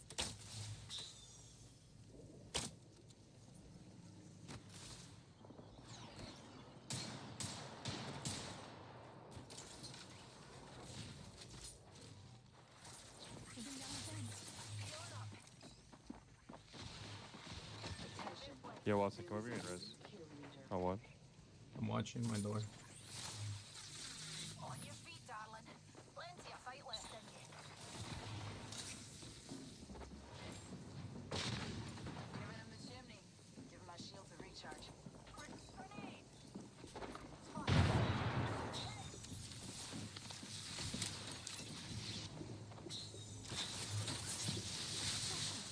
No more stir.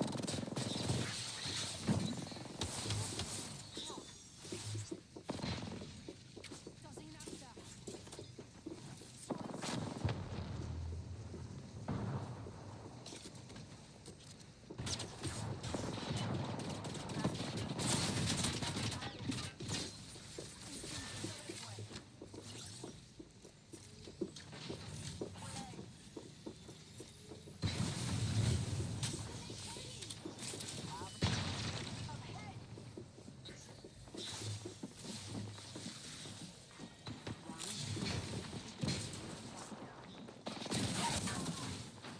I downed an adversary. Shields recharging.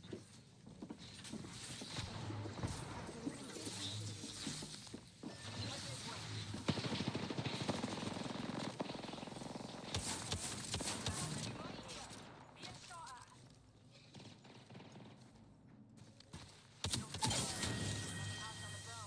I defeated an adversary. We're one step closer to winning. Looks like you've been hitting the range. I see an enemy. Got extra supplies here. A prepared soldier is a living soldier. Laser sight here. Gold.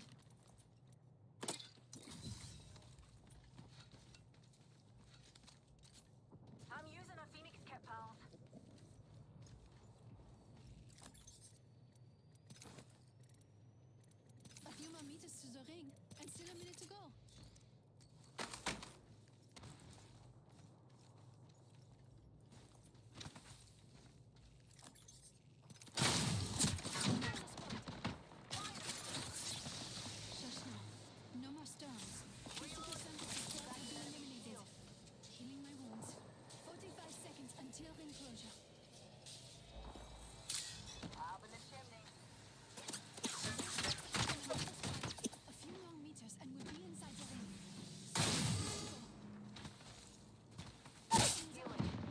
No way. Smoke out. You'll be all right. I gotcha. 10 seconds. Line close. Unless you're looking for a wee sunburn, best keep your wits about you. Healing my wounds.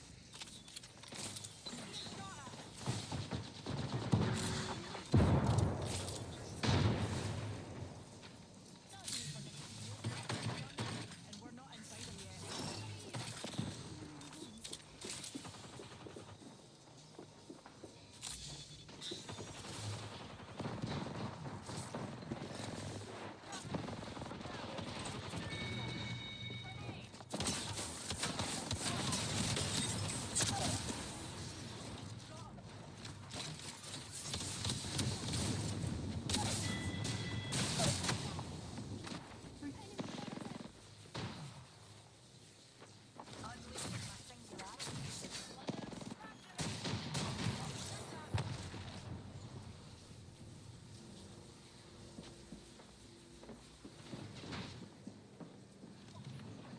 Opponent over here. Inside. He's risen inside. Grenade deployed. Shooting at me.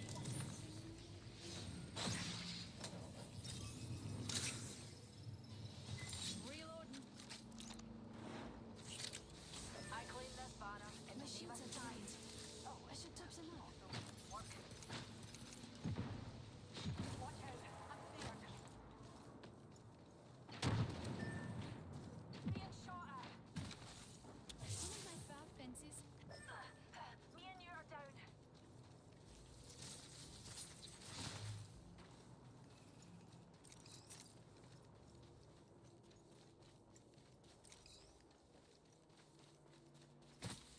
Taking a minute to heal up.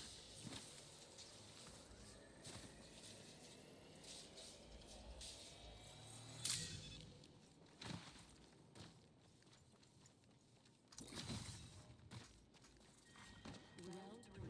Beginning ring countdown. None of us are in the vein. It is annoyingly effective.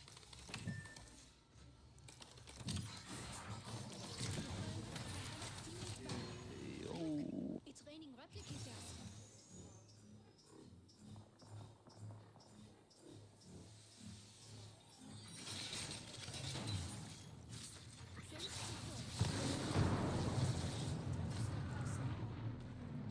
Let's go that way.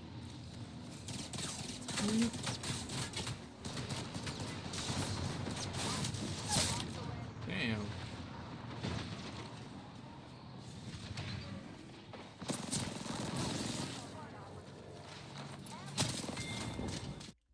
Gyarados, a territorial apex predator, senses the new arrival. A clash is inevitable. Two titans fighting for domain over the open sea. The Gyarados strikes with a ferocious hyper beam, a discharge of pure, concentrated energy. But Lugia counters, channeling its aura into a powerful aeroblast of wind and light. The battle ends quickly. The Gyarados, recognizing the superior, controlled power of the legend, retreats. Lugia's dominance is established not through brute force, but through mastery of the elements. Now for a glimpse of the rarest of all, the shiny Lugia. This genetic anomaly results in a stunning, pale, pinkish-white hue with deep crimson plates, a striking contrast, and a true jewel of the deep. From the depths to the skies, a master of both atmosphere and abyss. Lugia retreats to the churning waves, its legends secured, its power a silent vow to protect the turbulent oceans.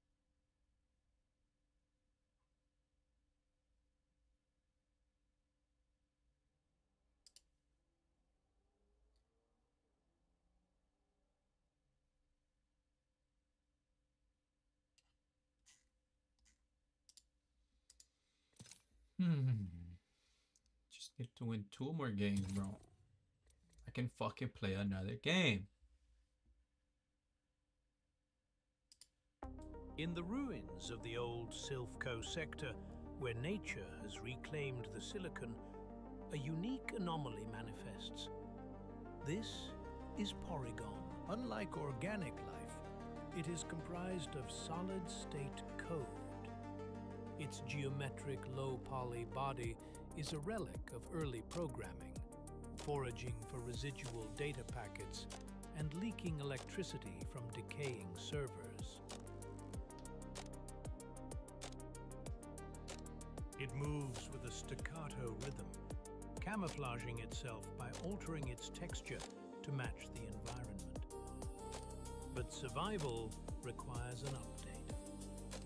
Upon finding a rare, intact upgrade drive, the code rewrites itself. The sharp angles smooth out, the hardware adapts. It evolves into Porygon 2.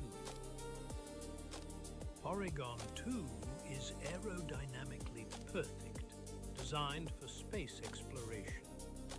Its AI is advanced, exhibiting curiosity and learning behaviors absent in its predecessor. Its sharp angles smoothed upgrade drive the environment. But survival requires an update. Upon finding a rare, intact upgrade drive, the code rewrites itself. The sharp angles smooth out, the hardware adapts. It evolves into Porygon 2. Porygon 2 is aerodynamically perfect, designed for space exploration. Its AI is advanced, exhibiting curiosity and learning behaviors absent in its predecessor. However, in this lawless wilderness, unauthorized patches exist. The creature encounters a corrupted, dubious disk. The installation is immediate and violent. The stable code fractures. The smooth body disconnects and contorts. It becomes Porygon Z. This is biology gone wrong. Its movements are erratic, twitching with software bugs. Its head detached from its body, floating in a chaotic magnetic suspension.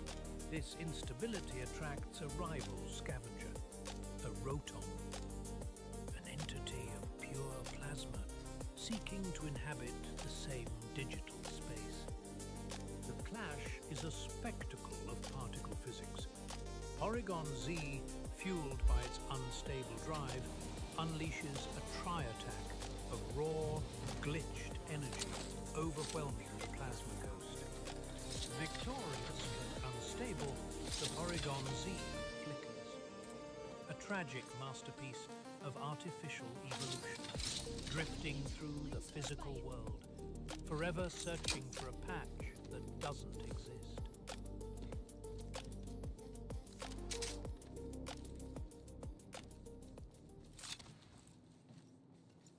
Rings nearby. 45 seconds until it closes.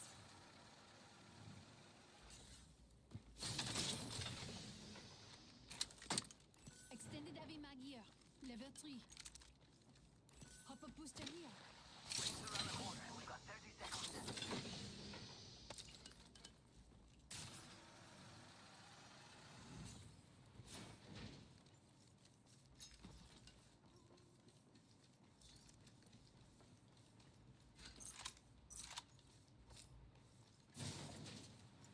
Seconds. The ring is close. Attention. Evo harvesters are online. Weapon in hand. Ain't that pretty?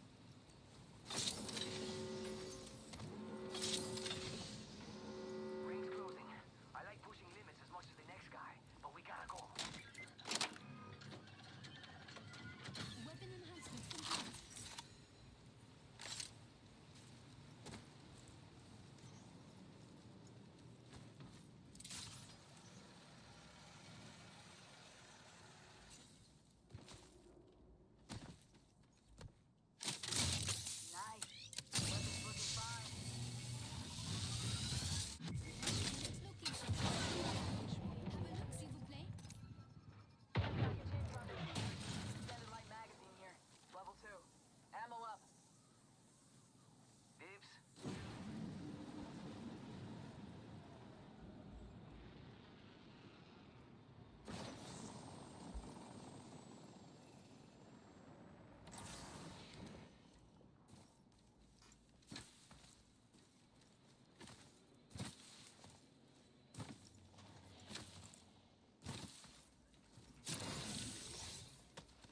level up would be complete without an upgrade. Excellent!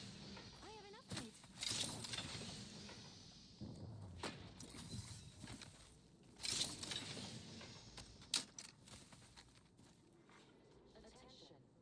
You're getting a little far apart from each other. enhanced. First fatality.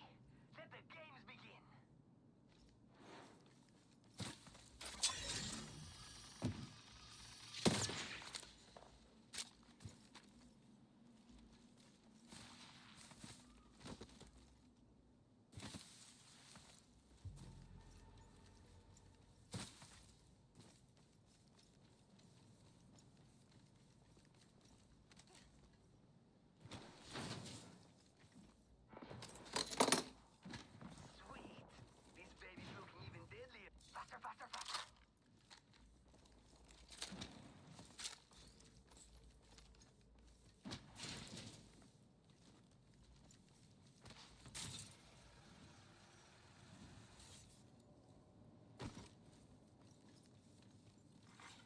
Champion eliminated. Another eliminated champion. Bye-bye now.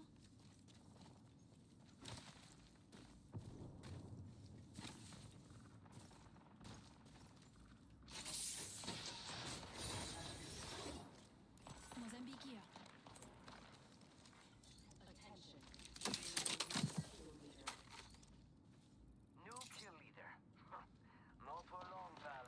Standard stock here. Lasers, extended light mag here. Level 2. I believe this upgrade will light the way. Enemy spotted. Care package over there. Let's get on that. Let's check out the safe fire.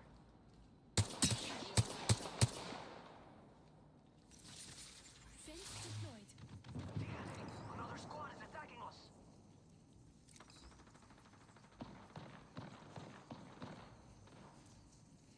Frag out.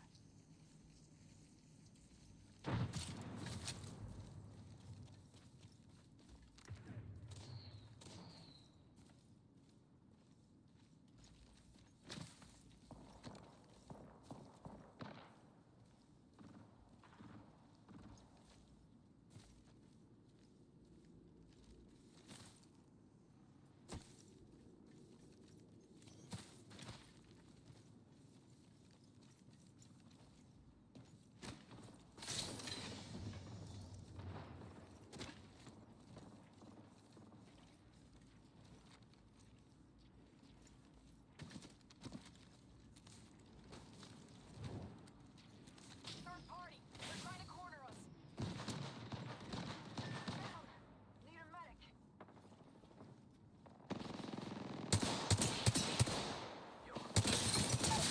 Open. Fiend. I downed an adder. Touchdown. No more storms. Fence deployed. Hold on. Let me help you. Yo, crack me shield. Giving it back. Recharge the shield. Taking fire.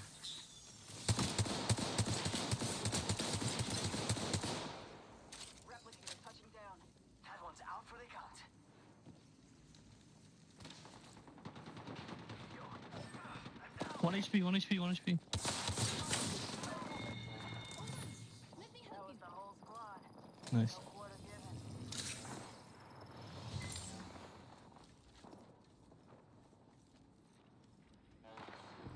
I see an opponent.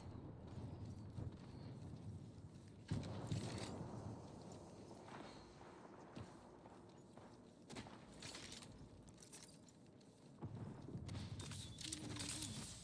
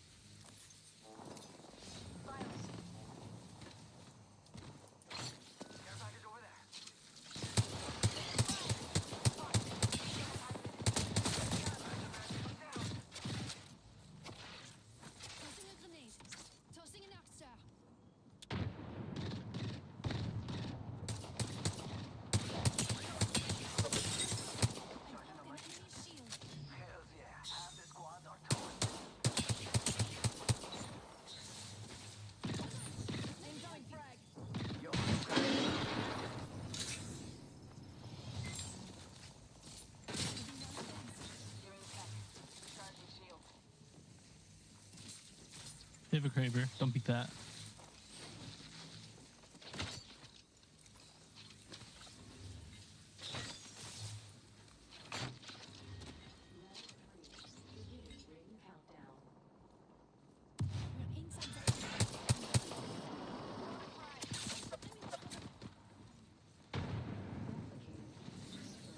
They're pushing.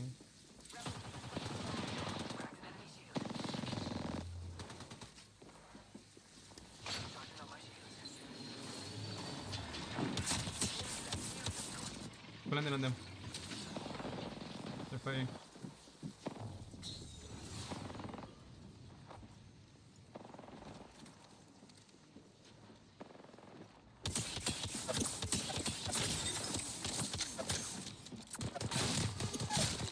No, she's 1 HP. Actually,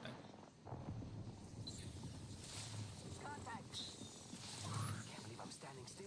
Cute. You're lucky. Pushing.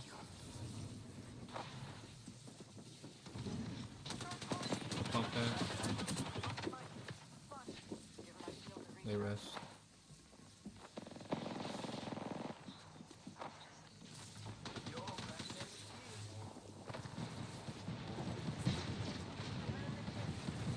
Or you go outside, stay inside the building.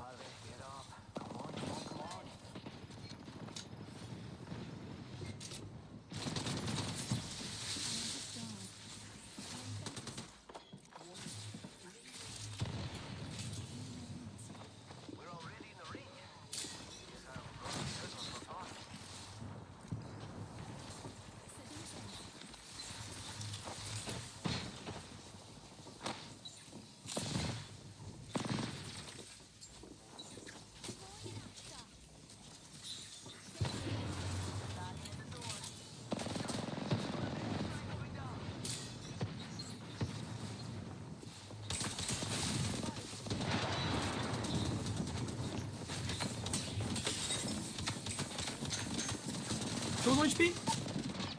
Bro, you gotta push outside. No way.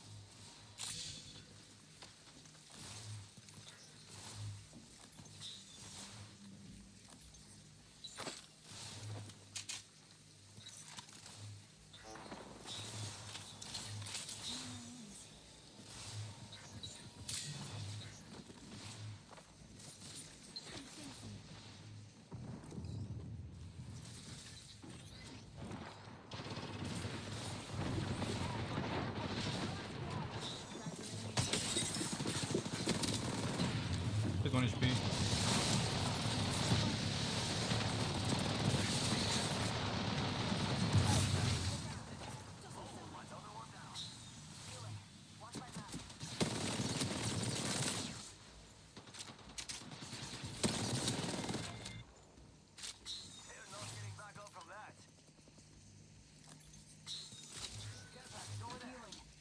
Where'd the other one go? Is that the Ramparts box? No, it's not. Yeah. Rampart might be below.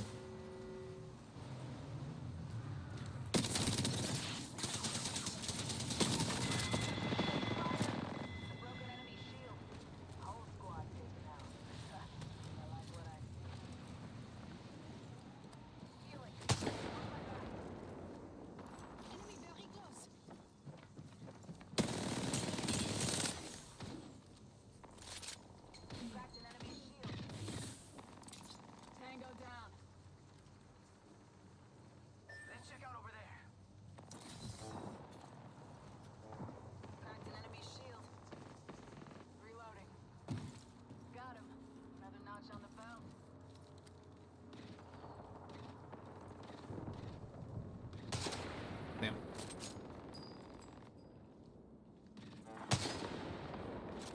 That took him to us.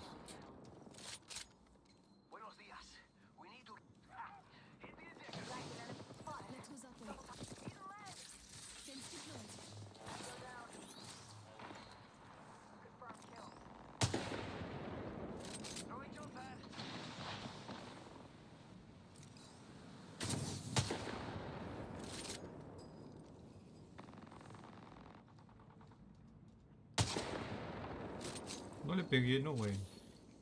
2 enemy teams left. Enemy over there.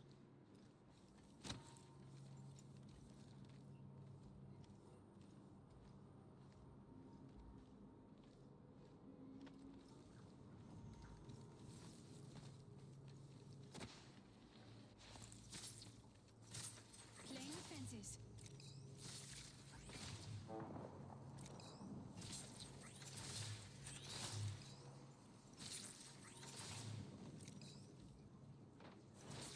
Fence deployed.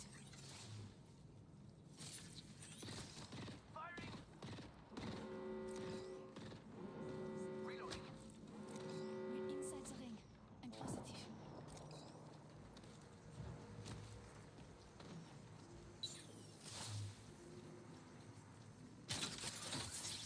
Scientist down.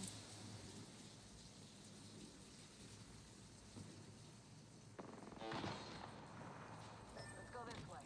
Heads up. Dropping the pain.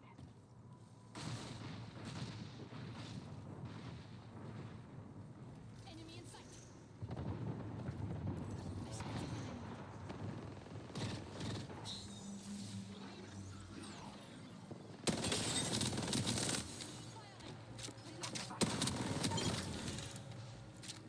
The whole squad's been shut down.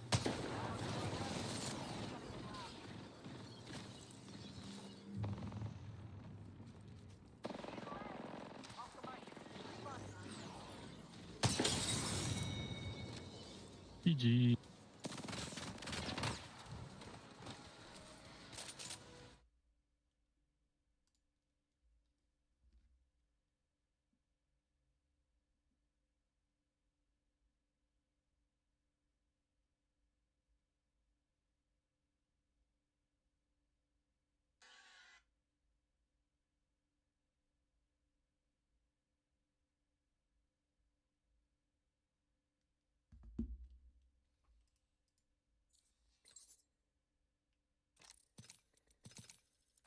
Missed all my shots.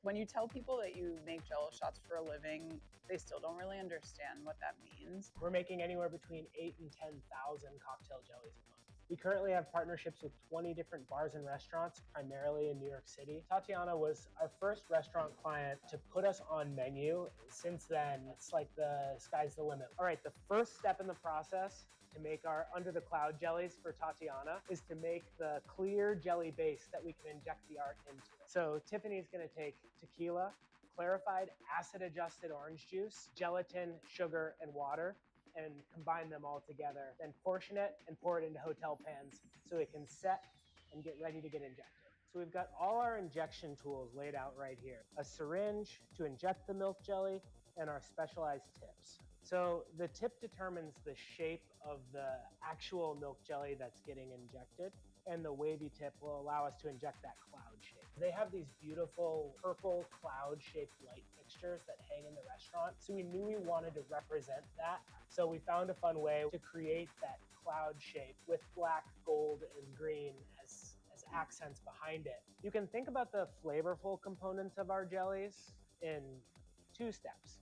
The first step is the base, which is the spirit and the primary flavor component. But we have those accent flavors and a background color that we're able to add by pouring the second step, the bottom layer. Doing this layered process allows us to use cloudy ingredients that have a ton of flavor like puree without ruining the clarity of the finished product. The under the clouds bottom is mango juice, lime, sugar, and gelatin.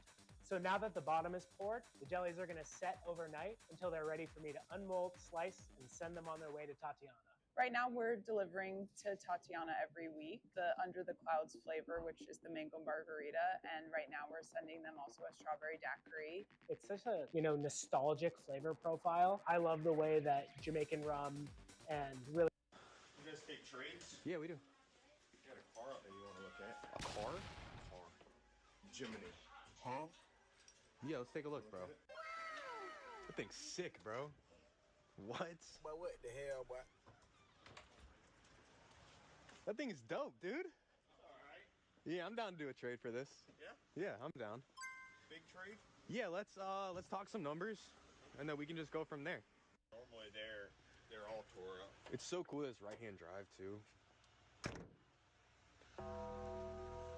Is it good for a year? It's good for a year. Just the body work. I mean, you gotta make sure the four-wheel drive works. How do we do that? Take the gravel lot. Why don't we just go up there? Up that hill? Yeah, why not? Why not? Let her eat, boys. Let her eat, gentlemen. You guys take trades? Yeah, we do. A luxury ball.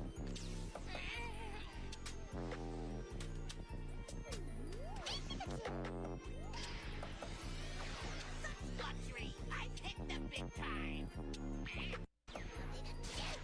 I have all of these lobsters, and you'd think that if I had all these lobsters that I'd probably start sleeving all of these other lobsters that I have because I have lobster bricks, or the stray lobsters that need to be sleeved, but I haven't got any more sleeves yet because I'd rather keep buying lobsters, which I bought some more lobsters. And I mean, it's just another 18 lobsters, putting me up to 866 total. But if I invest in the sleeves, then I won't be able to buy as many lobsters, which I need in order to make myself happy, because I run on lobsters. I don't need that.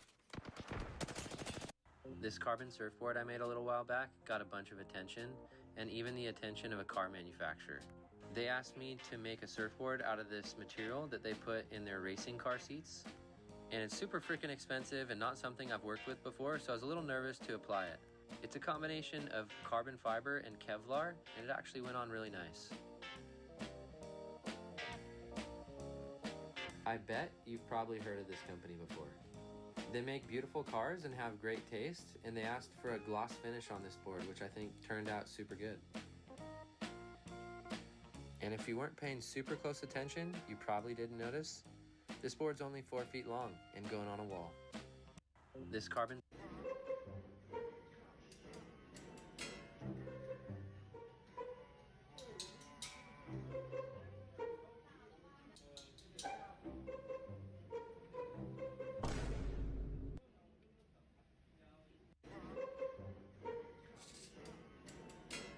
This is the most unique neighborhood in California. Here, the streets are 100 feet wide and the signs are just a few inches above the ground, and that's for a very expensive reason. If you drive through this area, called Cameron Park, you'll notice that instead of cars, almost everyone has a plane in their driveway, and they are allowed to take off from the streets whenever they want.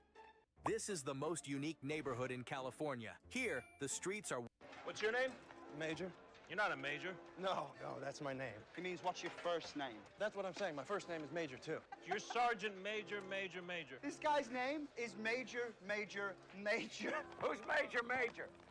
Oh, we need you for the group leaders meeting. And I'm sorry, am I part in that? Squire Pab. With all due respect, sir, I'm a sergeant. You're a sergeant. Yes, sir, I'm only a sergeant. But you're Major. Yes, sir, that's my name, sir. I'm Sergeant Major. Major is my name, Sergeant is my rank. My father was something of a practical joker. He named me Major. First name Major, middle name Major, and my surname's Major, too, as you already know. We can't have a goddamn sergeant in Clarpap. That's correct, sir. Sergeant Major, step forward. Congratulations, I'm hereby promoting you to a major. You act like a major, you'll perform the duties of a major. And those are? Major, congratulations, you're a major. What would you say if I told you I don't want to see those people? Which people in particular, sir? All of them. Does that include me, sir? Yes, that includes you, Sergeant. Of course, sir. Yes, that will be all. What's your name? Major.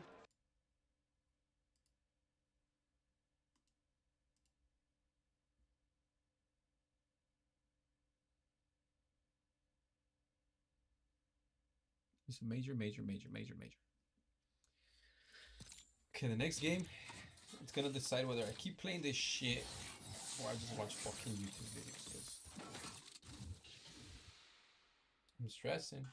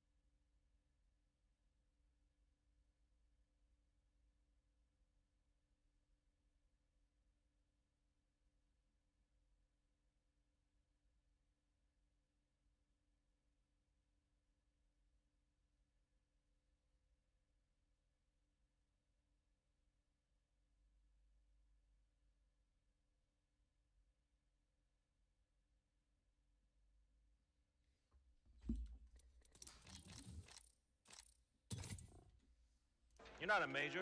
No, no.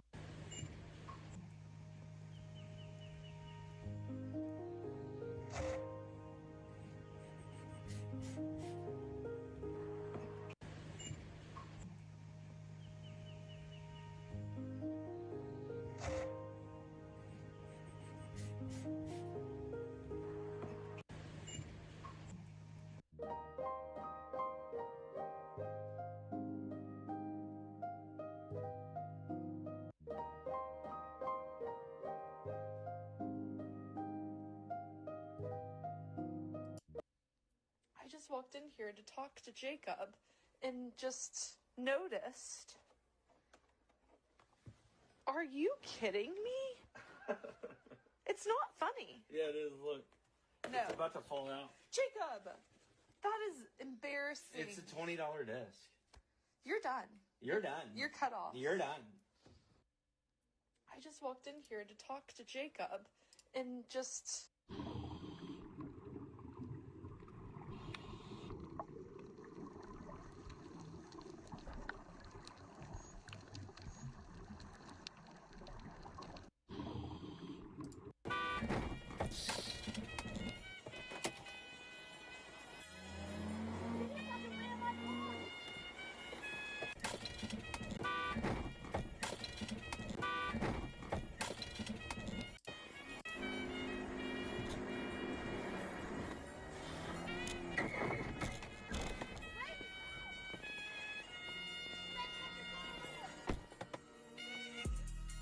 Oh, she said, fuck it, let's get it.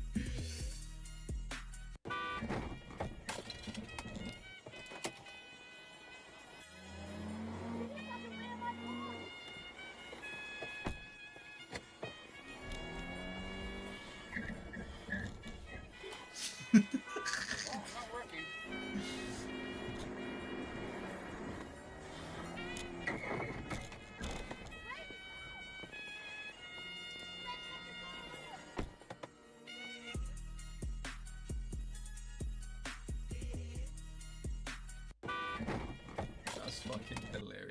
time for the heavy ball, and this one works totally differently from every other ball in the Hisui region. Instead of being designed for distance, the heavy ball is weighed down on purpose, so it actually can't fly very far at all.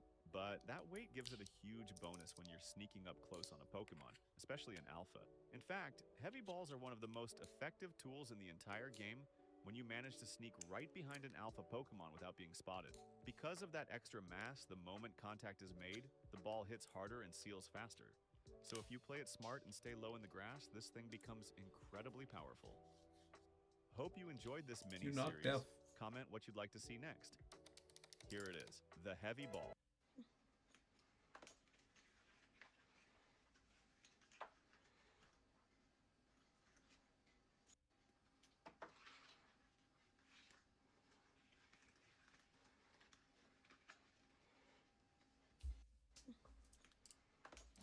It's pretty sweet. Round 1. Beginning ring countdown.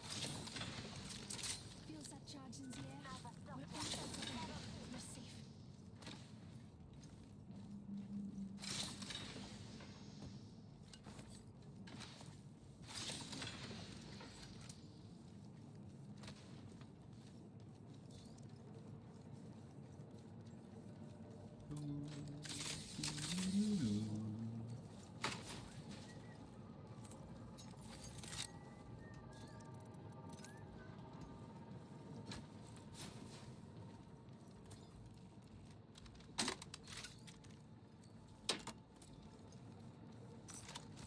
Volt SMG here.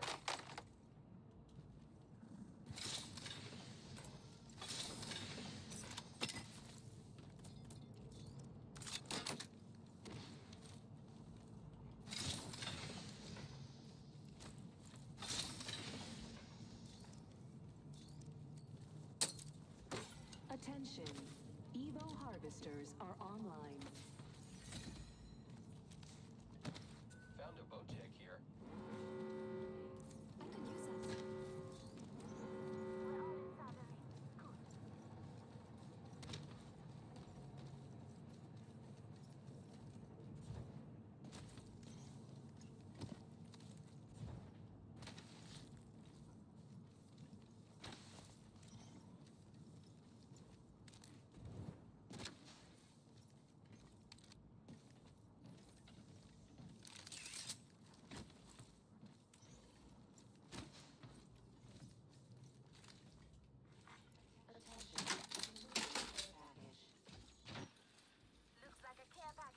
I just need an infinite ammo and I'm chilling. Care package over there. Care package over there. I leveled up. With my new upgrade, I shall go Electron. Get ready. It's zipline time. I believe this upgrade will light the way.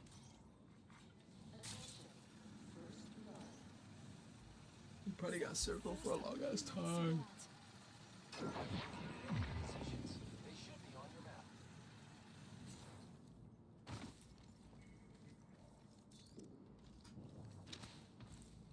Enemy spotted.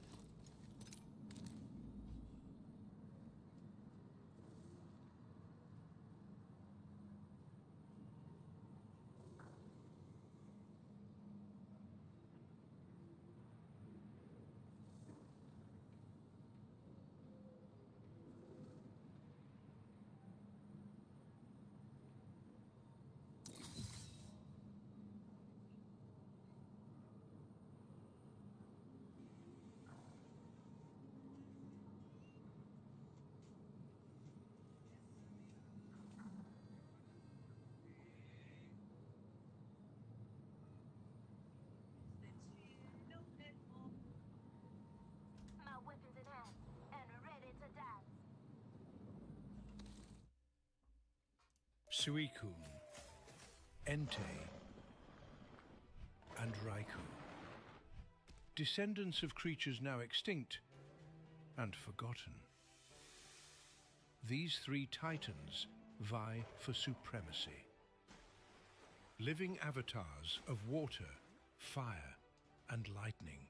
Beasts capable of unleashing environmental cataclysms without precedent. Yet, they have walked divergent paths, each a sovereign of his own realm, guarding the most remote and hidden corners of the globe.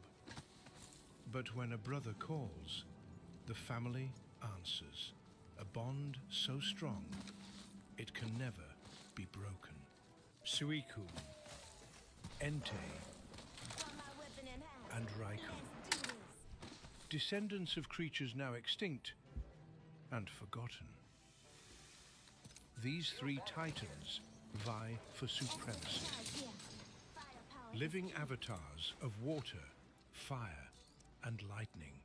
Beasts capable of unleashing environmental cataclysms without precedent. Yet, they have walked divergent paths, each a sovereign of his own realm, guarding the most remote and hidden corners of the globe. But when a brother calls, the family answers, a bond so strong it can never be broken. Suicune, Entei, and Raikou.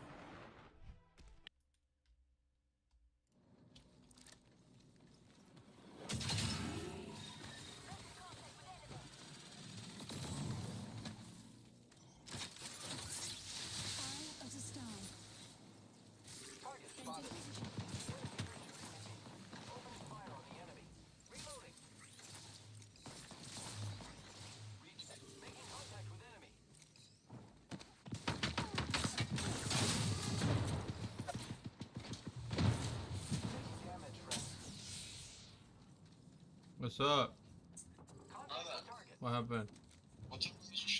I don't know, 7-8, you think?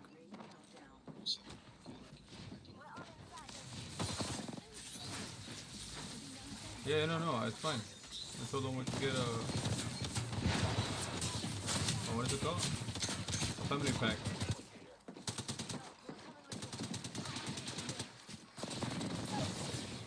Okay, boy.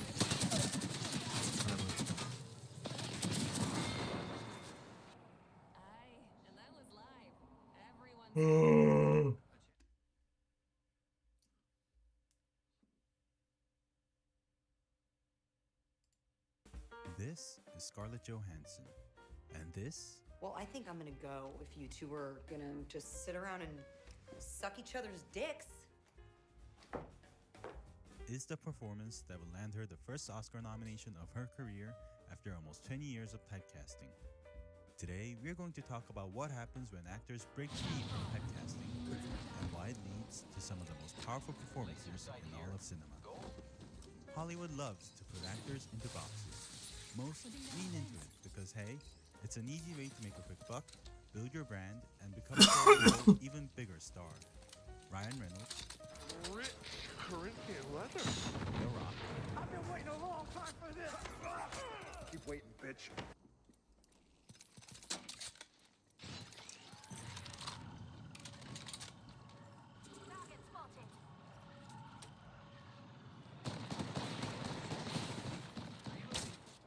Down. Giving my shields a recharge. Setting up a zipline.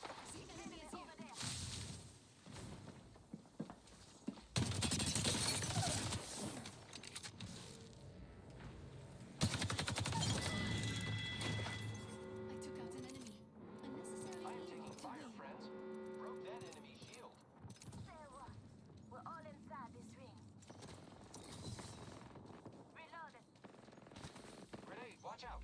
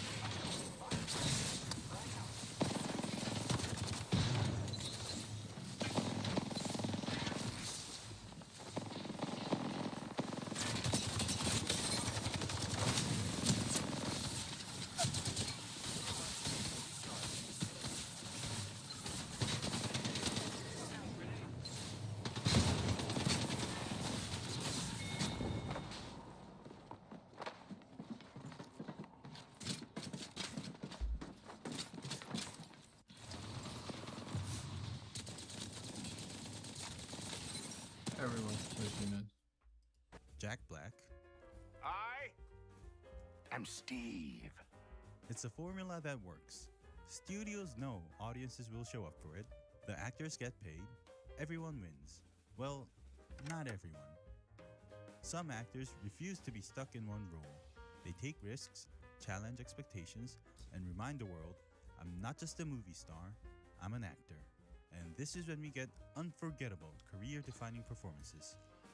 This video is a love letter to all those incredible actors who give it their all. The true artists. What would be the fashion elements Avengers Infinity War uses in the movies? What? The fashion elements? The fashion element? Is for the I got the fashion question? Good question. Scarlett Johansson has been a sex symbol in Hollywood for a long time. Peter, what are you doing? Nothing. Let's watch a Scarlett Johansson movie. From the very beginning, she was cast as the attractive girl in tight-fitting clothes, and within that role, she excelled. Even within the role Hollywood put her in, she pushed to show her range and depth. But there's no denying that, in the end, she was never able to break out of the proverbial box she was put into. That is until 2019. In 2019, we finally got to see a very different side of Scarlett Johansson with two amazing movies.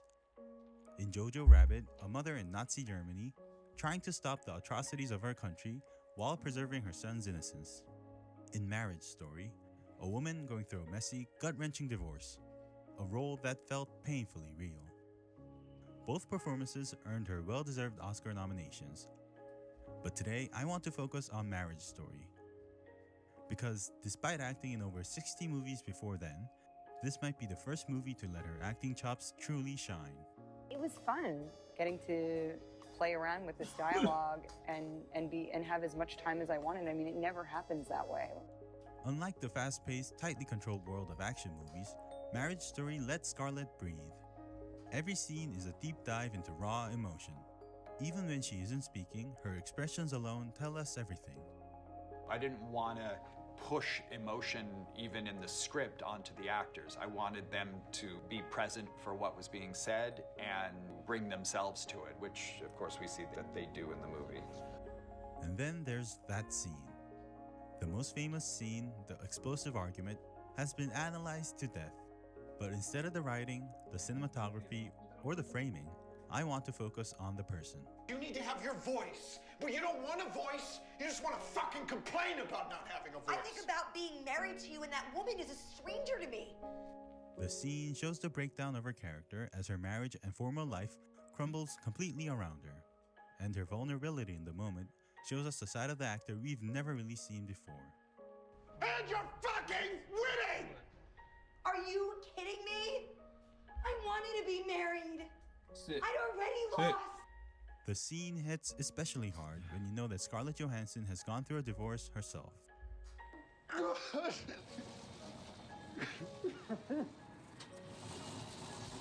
sorry. Me too.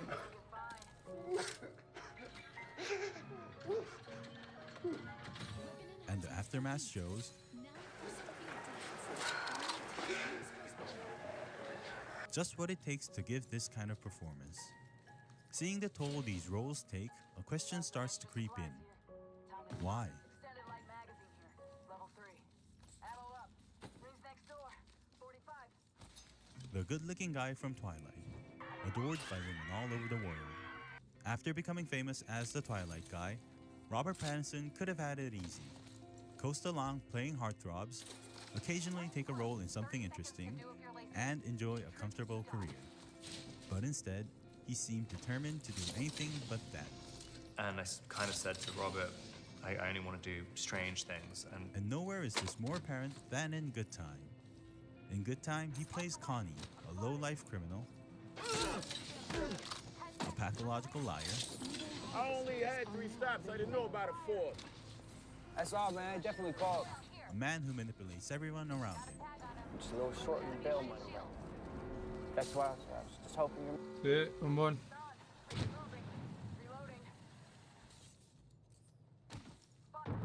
Hey.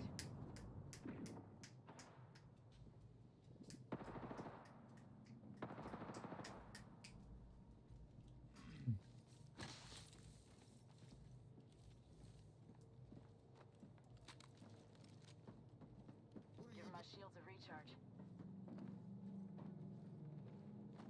Let's go here. Taking fire. Care package coming in.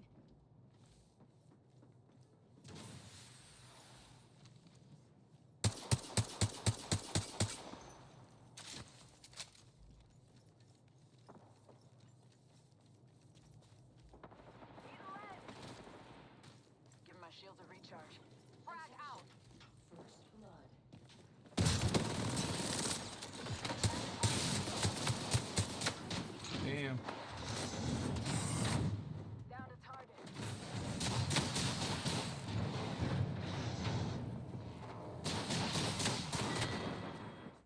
My mom's credit card fees will cover the rest of it. Oh. Yet, as despicable as he is, there's something undeniably real about him. Because even if we don't condone his actions, we can relate to the feeling of being a fuck-up, feeling worthless at times, and projecting our insecurities to others. I think you're better than me. I am better than you. Connie berates Ray for being a leech, a screw-up. So that's just who you are. You're a fuck-up. That's it. I don't care. Whatever. I don't give a shit. But throughout the movie, from the botched heist, to using his girlfriend, She said it was like $2,000. What's so long? You get it back the same time as the 3. to dragging his disabled brother into his mess, we see that everything he accuses Ray of being is a reflection of himself. That line You serve absolutely no function whatsoever. It's pathetic. might as well have been spoken into a mirror. And when we see where he pulls those emotions from, his insecurity, If I was just going after parts which just seemed somehow relatable to my real life, if it would just be consistently playing to chronically insecure losers. his panic, You told me the last time you were here that you make up a lot of lies for no reason. It's panic, it's panic. shines through in his performance in a way we never imagined. And it feels all the more real because of it. Eyes up. Crafting. The quintessential funny fat guy of Hollywood. Why the fuck would it be between that or Muhammad? Why don't you just pick a common name like a normal person? Ever since his breakout role in Superbad, Jonah Hill has always been that guy. The comedic relief, the loud, goofy best friend. Yet even from the start, there were signs. Signs that he wasn't just that he wanted to be more. Are you the fat guy in Hollywood still, or is everybody like look at you and they're like, oh wow, this is great, now you're healthy? Do you have any other questions that are smart? And in 2011, we finally saw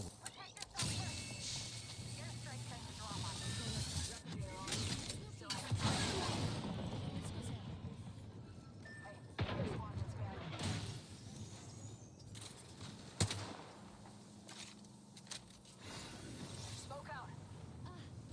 Heads up. Drop it away. Airstrike. Find some cover. Let's go. That way.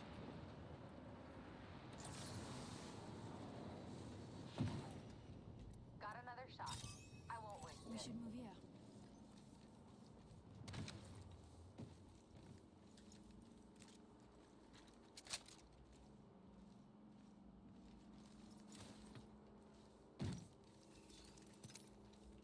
Some tango spotted. Danger close. Up in the chimney.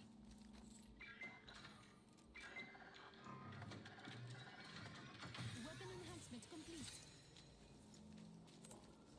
Current angle sucks. Switching it up.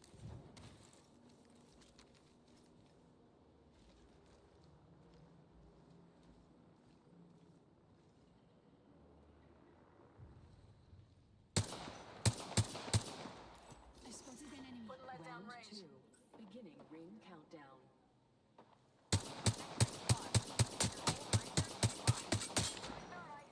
Reloading.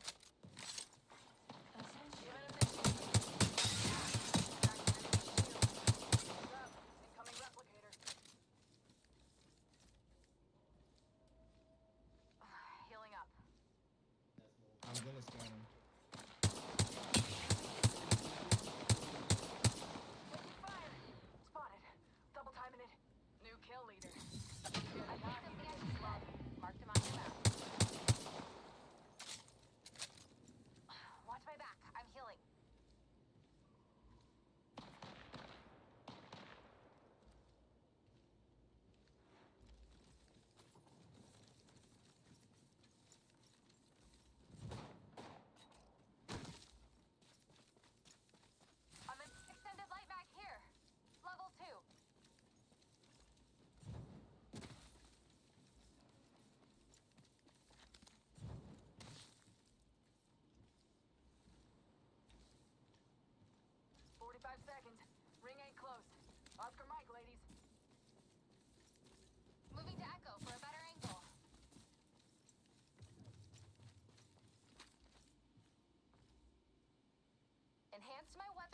enhance my survival.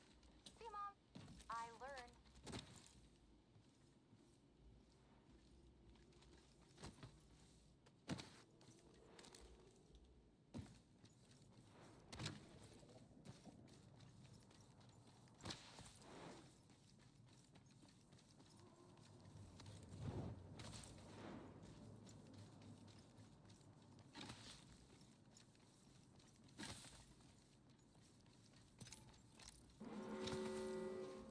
Watch my back. I'm healing. Attention. New kill leader. The ring's closing. Let's not get caught outside. There's the new key leader. Nice. Thanks. Champion's out. Meat wagon's having one hell of... Don't mention it. Attention. Delivering care package. Care package touching down. They usually carry rare platforms. Hostile spotted. Need a new angle on this. Not on your way. They're marked on your map.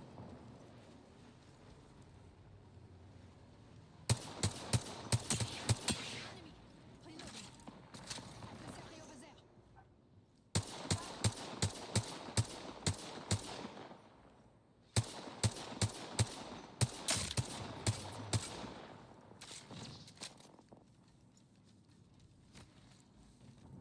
Let's displace there. Okay.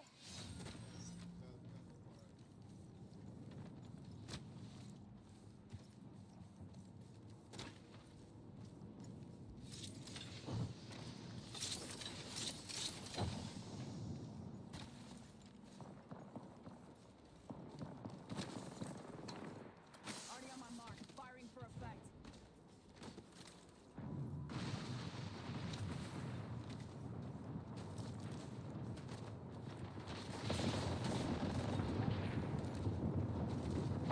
Target here.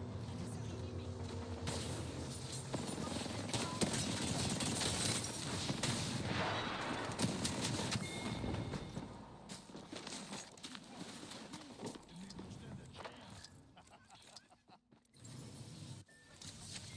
No. What he meant.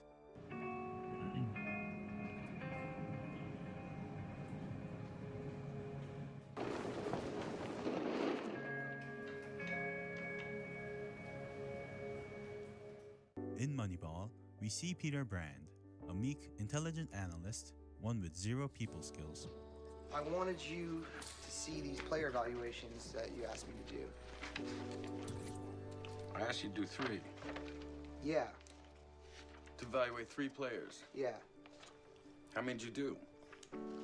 47. Okay. Actually, 51. I don't know why I lied just then. It is here we get to see a side of Jonah Hill we've never seen before. Even though the part wasn't written for him, I get why it was such a personal experience for him. You know, it's rare to find a drama that I feel is great. You know, I think that I can add a lot to, and I really felt I could contribute to this movie.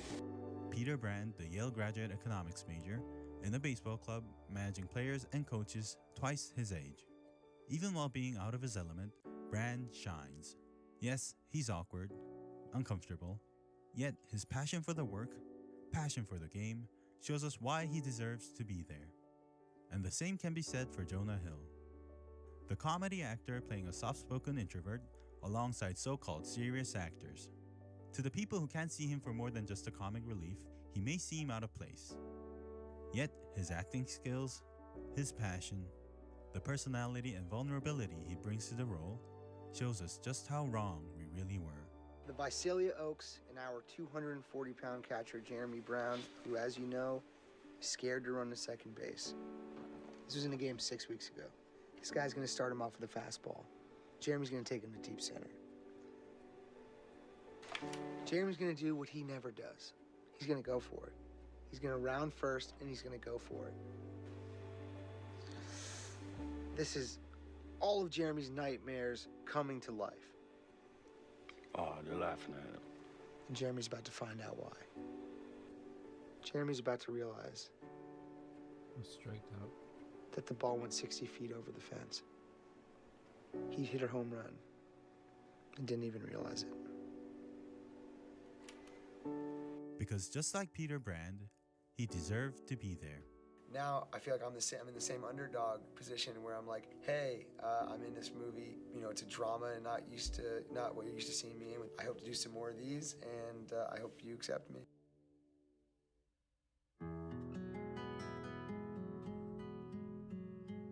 A common theme we see throughout is to break the mold.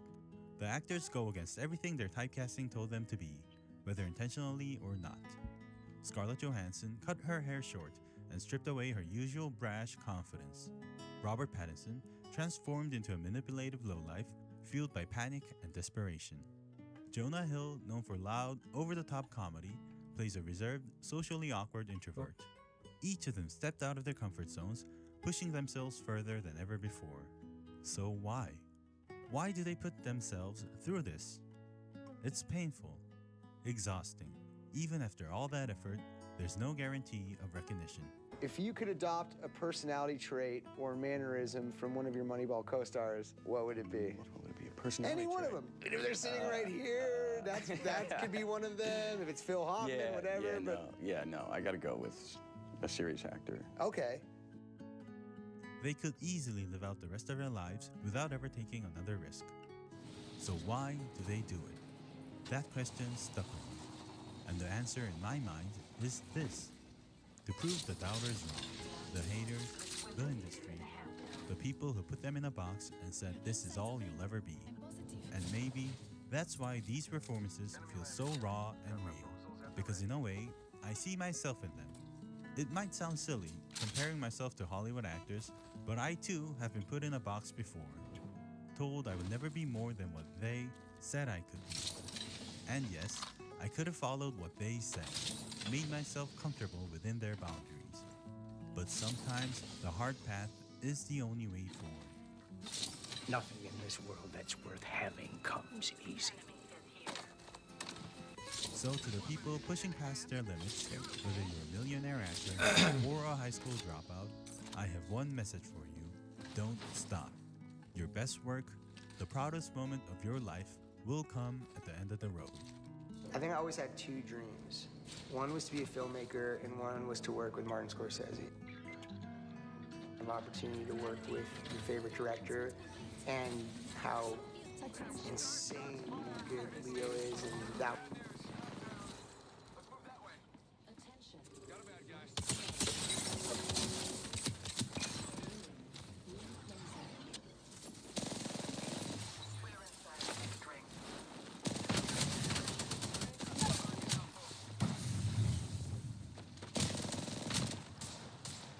Just run. You want to stay five? That was the best. It was the best. Thank you for watching. If you enjoyed the video, please leave a like and a comment. I'm still new to the YouTube world, and every bit of feedback means the world to me. That is it for today, and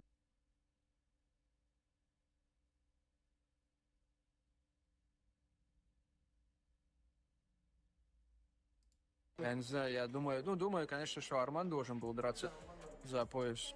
Но, не знаю, вот сейчас, если Арман, будем честны, Арман сейчас не подерется. Подерется Пинглет с Гейджи, кто бы из них не выиграл, подерутся с Тапурией. Это еще год должен Арман выстаивать.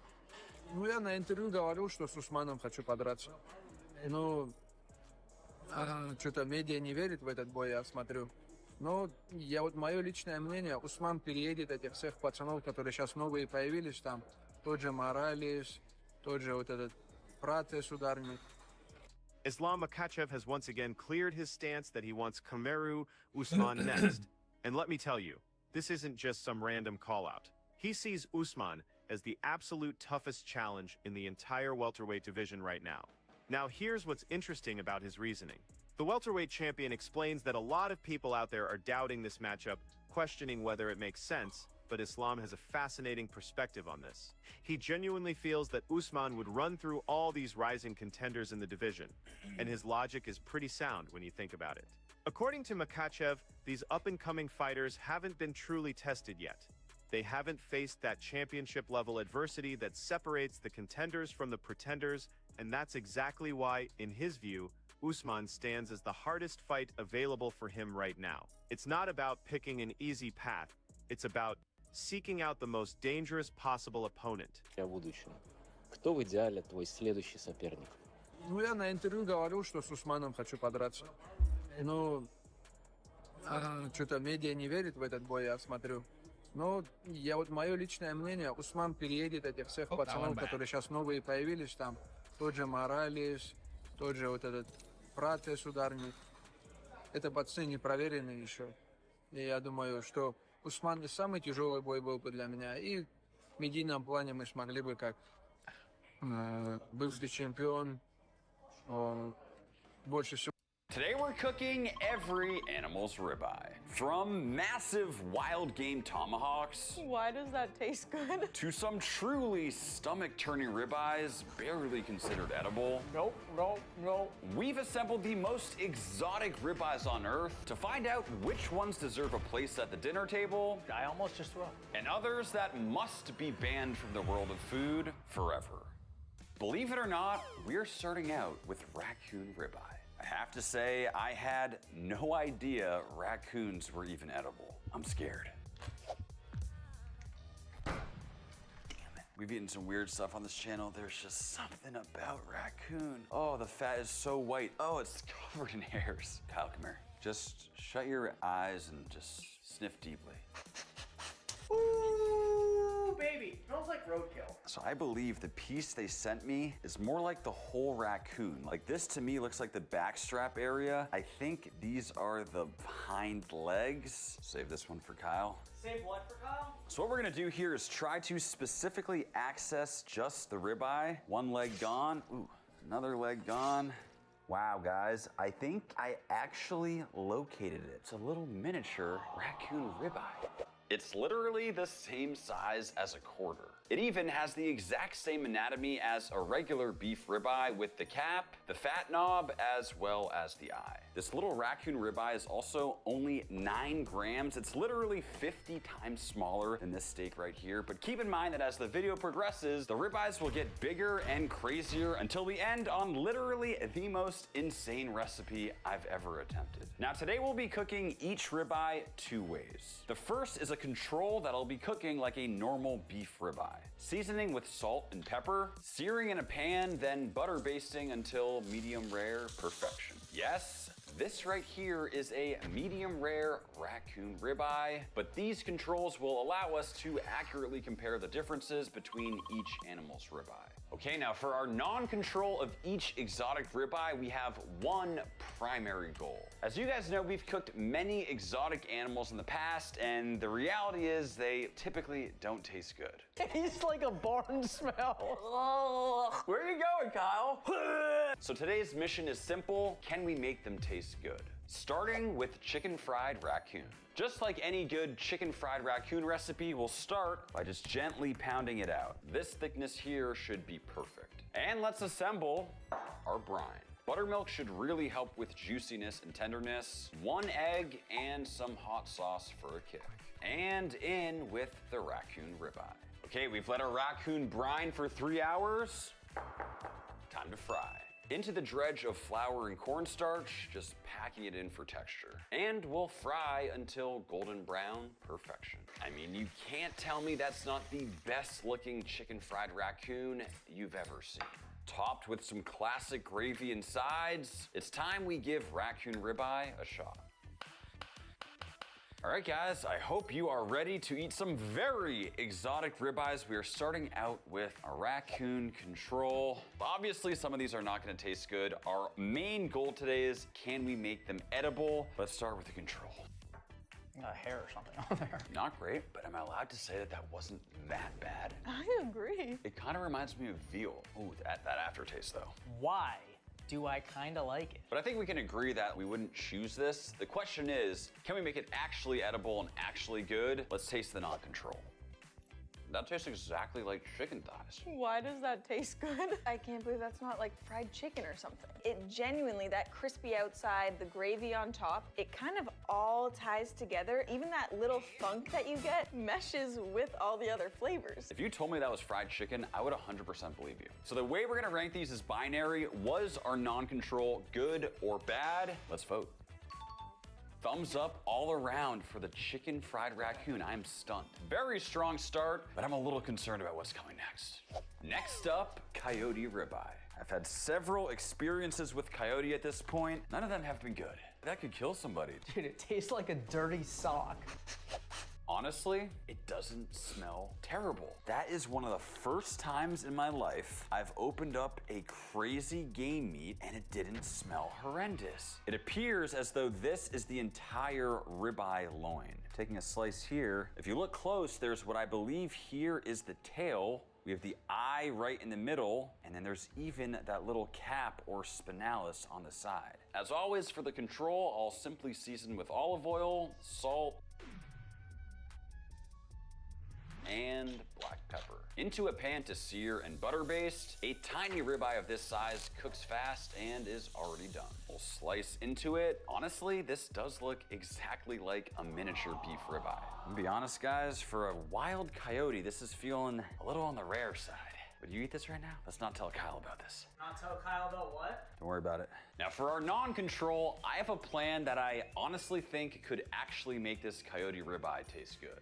Yes, it is time for an advanced coyote Wellington, and it starts by soaking the coyote in salt water. Okay, it's been 2 hours in the salt water.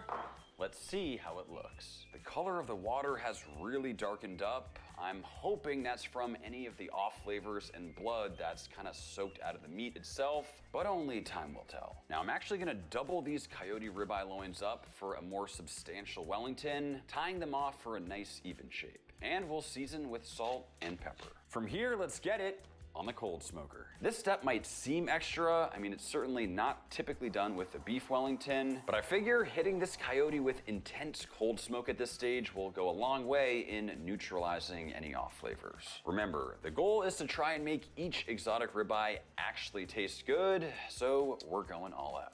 After 2 hours of cold smoke, the coyote is still sitting at room temp. It hasn't been cooked at all, which is perfect. Okay, it definitely has a very strong smoky flavor. I kind of feel like the cold smoking brought out the smells and the flavor of the coyote, which is not exactly a good thing. Smells like someone farted. That was me, Sophia. No other choice but to push ahead with a nice layer of prosciutto. Now we'll add our flavorful duxelles, patting that in evenly and on with our cold smoked coyote. Now we just wrap up our present nice and tight, cinching off the edges for a perfectly cylindrical shape. Onto the puff pastry, followed by a final roll, sealing it off with some egg wash. In my opinion, presentation is nearly as important as taste, so throwing on a puff pastry lattice to finish off this coyote Wellington, studding with some rosemary leaves for color and some flaky salt. And we'll get it in the oven. And there she is. What you're looking at is what I can only hope is the world's first and last cold smoked coyote Wellington. Is it on the rare side? Yes, it absolutely is, but with a red wine reduction over the top, combined with all the effort we put in, I'm actually feeling optimistic. This one might be a rough one. Let's start with our control coyote. It is the ribeye though, so it's the most premium cut on a somewhat less premium animal. Oh, ooh. People always write in the comments like, oh, gamey isn't bad. Gamey's bad, man. It just tastes like the wild. I just got like dirty gym socks in my mouth. Cold smoked coyote Wellington. A lot of smokiness. The smokiness brings out the dirty socks. Tastes like a hot dog, an old hot dog. Ooh, dude, I almost just threw up. I have nothing else to say besides that I'm sorry. Nothing can be done to coyote to make it taste good. That's a question though. Has anyone made this here coyote taste good? Yeah, let us know. We've made it to Bobcat. They might be cute, but I'm telling you, these things are as gamey as it gets. I'm just kidding, Bob. We would never cook you. This next animal's ribeye is going to take a lot of work to taste good. You're looking at a guy who has eaten his fair share of questionable game meats, but I'm telling you, bobcat is a rough one. Ammonia, but like beefy. And it's like a peak. Let's see how the ribeye compares. Literally, the hairs on the back of my neck are just straight up right now. Oh, it has this very strange looking yellowish fat, but I'm excited to see that we do have a nice little ribeye cap, that distinctive knob of fat, and of course the eye of the ribeye. If you look extra close, there's even a little hair on there for Kyle. As usual, keeping the control simple with just salt and pepper. But here's the thing, I've had bobcat in the past and I can tell you with 99% certainty that this will be a rough one, so we'll have to go really above and beyond with the non-control. Now for the non-control, we're of course making barbacoa. While barbacoa, aka bobcat barbacoa, may not be authentic, it is packed with super intense flavors, and I'm confident that if anything can make bobcat taste good, it's the sauce we're about to make. Of course, we have our barbacoa braising liquid. Wow, that is just the most intense and complex flavor profile ever. We'll add this to our seared bobcat ribeyes, finishing with some additional spices, and covering with some beef broth as well as bay leaves. And we'll let this braise to finish cooking. And just like that, it should be good to go. It's been about 3 hours and the sauce has reduced substantially, but smells amazing. And the meat itself has this surprisingly nice pullable texture. To assemble our barbacoa taco, we'll pile on the saucy meat and keeping it simple with onion, cilantro, and lime. And at least visually, this actually looks very tasty. All right, guys, bobcat ribeye. Looks like pork. tastes just like pork. What kind of pork are you been tasting? Swallow that and tell me it tastes like pork. I think it's pretty good, I'm serious. And truthfully, like the first couple bites aren't terrible, and then you get this weird twang. This is a common theme, the previous one too. You take the first couple bites, yeah, yummy, ooh, yay. No. It's almost like rotten seafood. What actually matters here is the non-control. Can we make bobcat genuinely taste good? I know Kyle somehow thinks it tastes okay. That's great. Significantly better than the control. I mean, it's got that spiciness, still a bit of a dry texture somehow, even though it's covered in sauce. That's gonna be on the line for me. I love the sauce on it. If you don't chew too much, honestly, it's better. Time to vote. Did we make bobcat taste good? Yeah. No way. Would I want to eat that again? Maybe not, but it wasn't bad. This was palatable. I respect it. This is one I am quite possibly most excited about. It's time for alpaca. And what we have here is a whole alpaca rib roast. We finally reached a reasonably sized animal, and despite essentially zero marbling, it's very clear visually that this is a ribeye. Treating the control just like we have the previous, alpaca is an animal I don't have much experience eating, but based on how it looks and smells so far, I feel like it actually has a decent chance. I mean, it looks super juicy. For our non-control, we have something right up my alley, but with a major twist. What we're making is not your average alpaca ribeye jerky, and you're about to see why. But we'll start by seasoning our slices with salt. It's been marinating for a few hours, time to dehydrate. What we're making is a unique dish from Peru, home of the alpacas, called oyuquito con charqui. It's essentially an alpaca jerky survival stew, and the process is shocking to say the least. And I'll see you guys tomorrow. And just like that, our 12 hours are up. Let's see what we got. I'm not gonna say it looks appetizing at this point, but we need to trust the process. Okay, so this is where things start to get a little weird. This is as counterintuitive as it gets, but after dehydrating overnight, we're now going to rehydrate it. Yes, our dehydrated jerky is being immediately put back into water. Yes, this is a real recipe I'm following. And let's assemble this dish. In the meantime, we'll remove our rehydrated jerky. As you can see, it's now very soft and pliable, and we'll just chop it up. Almost has this shreddable, kind of weirdly soft texture at this point, but it is still fully cooked from the dehydration process. Sort of like soggy bacon. Now we'll go in with the garlic, a bit of cumin. Next, this delicious looking Peruvian chili paste that will gently cook down. It smells unreal. In with the rehydrated and chopped alpaca ribeye jerky, letting those flavors combine. For what is essentially a beef jerky stir fry, this actually looks and smells amazing. Next, we go in with the potato slices. Once those potatoes cook through, it's time to plate. Honestly, once we threw the jerky back in the water, I thought this recipe would be a guaranteed fail. Needless to say, I cannot believe how appetizing this ended up looking. Dude, what is going on with your haircut? Got an alpaca haircut. Where'd you even get an alpaca haircut? I got it, guy. Welcome to Kyle's Cuts. What can I do for you today? Let's see here. Definitely not. I'll go with this. I got you, fam. Just do me right. I got a big date tonight. Whoops. What? Nothing. Let's hurry up here. All right. Ooh.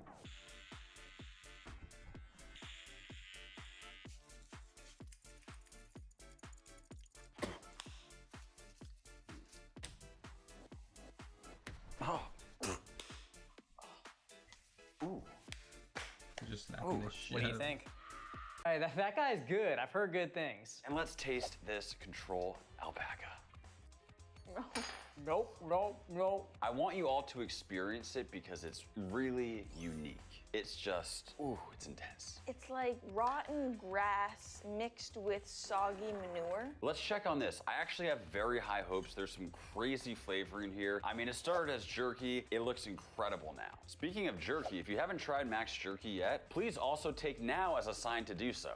Okay, so it's taken my hair 2 full months to finally grow back, but it's a winner. I mean, it's pretty clear. That dish right there is banging. Yeah, let's put on my haircut, okay. Sophia doesn't understand. Well, she doesn't understand men's haircuts. Men's modern haircuts, and that is it. Next up, it's lamb ribeye, but genuinely, this is the rarest lamb I've ever worked with. This is the exclusive Margra Australian lamb. It's a product I've only ever heard rumors about, and it's bred to have the lowest fat melting point on planet Earth. With similar anatomy as a beef ribeye, you may not know this, but lamb chops are really just bone-in tomahawk lamb ribeyes. Given how rare this rack of lamb is, we're just gonna cook the control whole as one single piece, which I know is slightly different than how we did the previous ribeyes, but I just feel like this one deserves some special treatment. I mean, it even just looks picture perfect. Now for our non-control, we're gonna attempt something I've never tried when it comes to lamb. What I'm attempting is a smoked, then deep-fried rack of lamb. Needless to say, I've never deep-fried a rack of lamb, and I really don't want to mess this one up, but some things must be attempted in the name of lamb ribeye science. After 45 minutes on the smoker, it's about halfway cooked, and finally, it's time to fry. Only took about 10 minutes and our deep fried rack of lamb is ready. Just check out that color. Finishing here with a honey mustard balsamic glaze, topped with a variety of crispy fried herbs. It's finally time to taste what many call the world's best lamb. Okay, this one is gonna be a little bit skewed because our lamb today is genuinely some of the best in the entire world. I am excited for you guys to try it though. That's a really good lamb chop. Just zero gaminess. It does have a little bit more of a chew, but it's really good. Let's move on to our non-control. That's the best lamb I've ever had. Those fried herbs, the sauce, that fat. The outside has the best crust ever because it's deep fried. Usually you don't get that on a lamb rack. It's like a perfectly seared steak. Insanely good. Truly out of control. Next up, we have what might just be our most unique ribeye of the day. Yes, this right here is a 14-day dry-aged bone-in tomahawk halibut ribeye. Talk about a stunning piece of fish with those exposed bones coming off the vertebrae. Even though it is fish, the top loin of meat attached is actually the ribeye, making this a perfect comparison for this video. Okay, honestly, I have no idea if I'm actually gonna be able to slice through this vertebrae, but let's see if we can take off a nice halibut tomahawk. Trying to go through, oh man. Oh wow, I think I actually got through it. No way. Oh wow, that was way easier than I was expecting. That is just absolutely stunning. A perfect bone-in, dry-aged halibut tomahawk. Still smells incredibly fresh even though it's been dry-aged. Keeping the control simple as usual with just oil, salt, and pepper, and making sure to cook it super rare. Especially given that it's dry-aged, I really want to make sure it stays nice and juicy. Now for the non-control, we're taking inspiration from my all-time favorite fish dish. It's time for the one and only miso black cod in halibut tomahawk form. Topping our bone-in halibut with this miso-based marinade. It's quite simple with only a few ingredients, but leads to some of the best tasting fish you'll ever have. And will marinate overnight. And just like that, time to grill. Okay, there is some sugar on this marinade, so want to avoid any burning. This actually seems to be going well. Now, painting on some of that extra marinade to really caramelize, this looks perfect. Topping with a nice dollop of miso butter to let it melt into the fish. Let's see if it tastes as good as it looks. Dude, that's sick. I've never seen a fish ribeye, or like a tomahawk. Very epic. Let's start by tasting our Control dry-aged bone-in halibut tomahawk. Try saying that 10 times fast.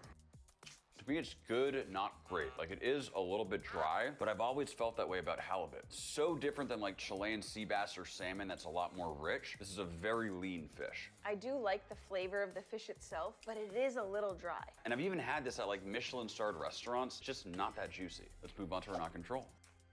Halibut is halibussin. That is halibussin. That has that X factor that makes it way better. Significantly better. That sweet miso caramelization, and that butter just takes it over the top. The way that the flavors cooked over that grill truly made this so good. And it was so juicy. I think it was all that butter. As my friend Guga always says, more butter, more better. More butter, more better. Unanimous. We've made it to the one and only zebra. Believe it or not, zebra's a protein we've tried several times on this channel with some very mixed reviews. I love it. I would say no. This zebra ribeye has a nice looking cap, but it is just extremely lean and the meat feels very weirdly soft. Cooking this Control just like a normal steak, and if I remember correctly, the first time I tried zebra, I absolutely loved it. It reminded me of very high quality pork, so I'm very interested to see how this zebra ribeye compares. And for our non-control, there's only one appropriate dish for this one, the Zilly cheesesteak. Like any good Zilly cheesesteak, it starts with some nice thin slices of ribeye. Time to cook, and the key to an authentic Zilly cheesesteak is extremely high heat. We want to get some good color before completely overcooking the inside. Epa!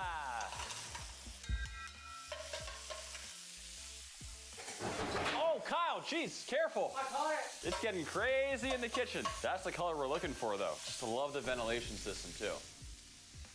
Now in with the onions, getting all that combined, seasoning with salt and pepper, and finishing with some provolone, just melting that all in there. We'll slap it on some bread with some more melted cheese over the top. It is finally time to taste. What are you doing? Eating some blues. Oh, not the time. Always time to eat blueberries. No, it's time to eat zebra. Starting off with our Control zebra, let's see how the ribeye is.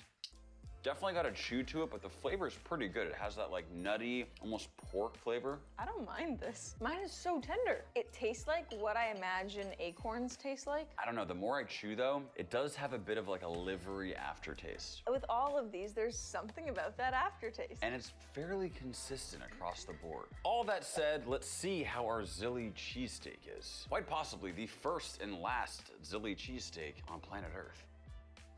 Perfect Zilly cheesesteak. Honestly, that little like twangy nuttiness adds to the cheesiness and the onions and the whole sandwich situation. I would genuinely finish this whole thing. I'm going to. Might have been our best of the day.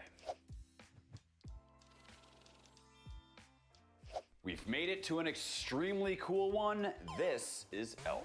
Elk might just be the most majestic creatures on Earth and are absolutely prized by hunters. This rack is essentially a bunch of bone-in tomahawk elk ribeyes, all connected. Again, with that distinctive cap and eye of the ribeye. As always, keeping the Control simple. This one's tried and true and cooked to medium rare. I'm very confident it'll be a winner. Now for our non-control, we're gonna try something that I've always wanted to do with a game meat. We'll start by seasoning heavily to dry brine. We want all that salt to penetrate because the next step involves covering in a bunch of liquid and what will end up being a nearly 5-day soak job. Now to go with those wild elk flavors, next up we have some pure maple syrup. And yes, we are completely covering the elk. And of course, we'll also need some burp. Cómetelo. Cómetelo.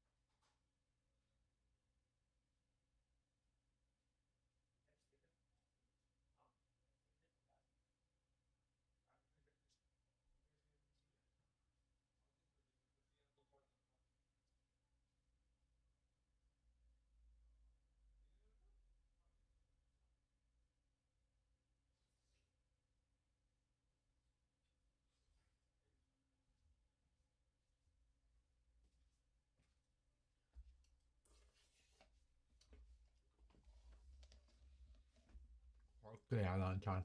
Wow. I put you here.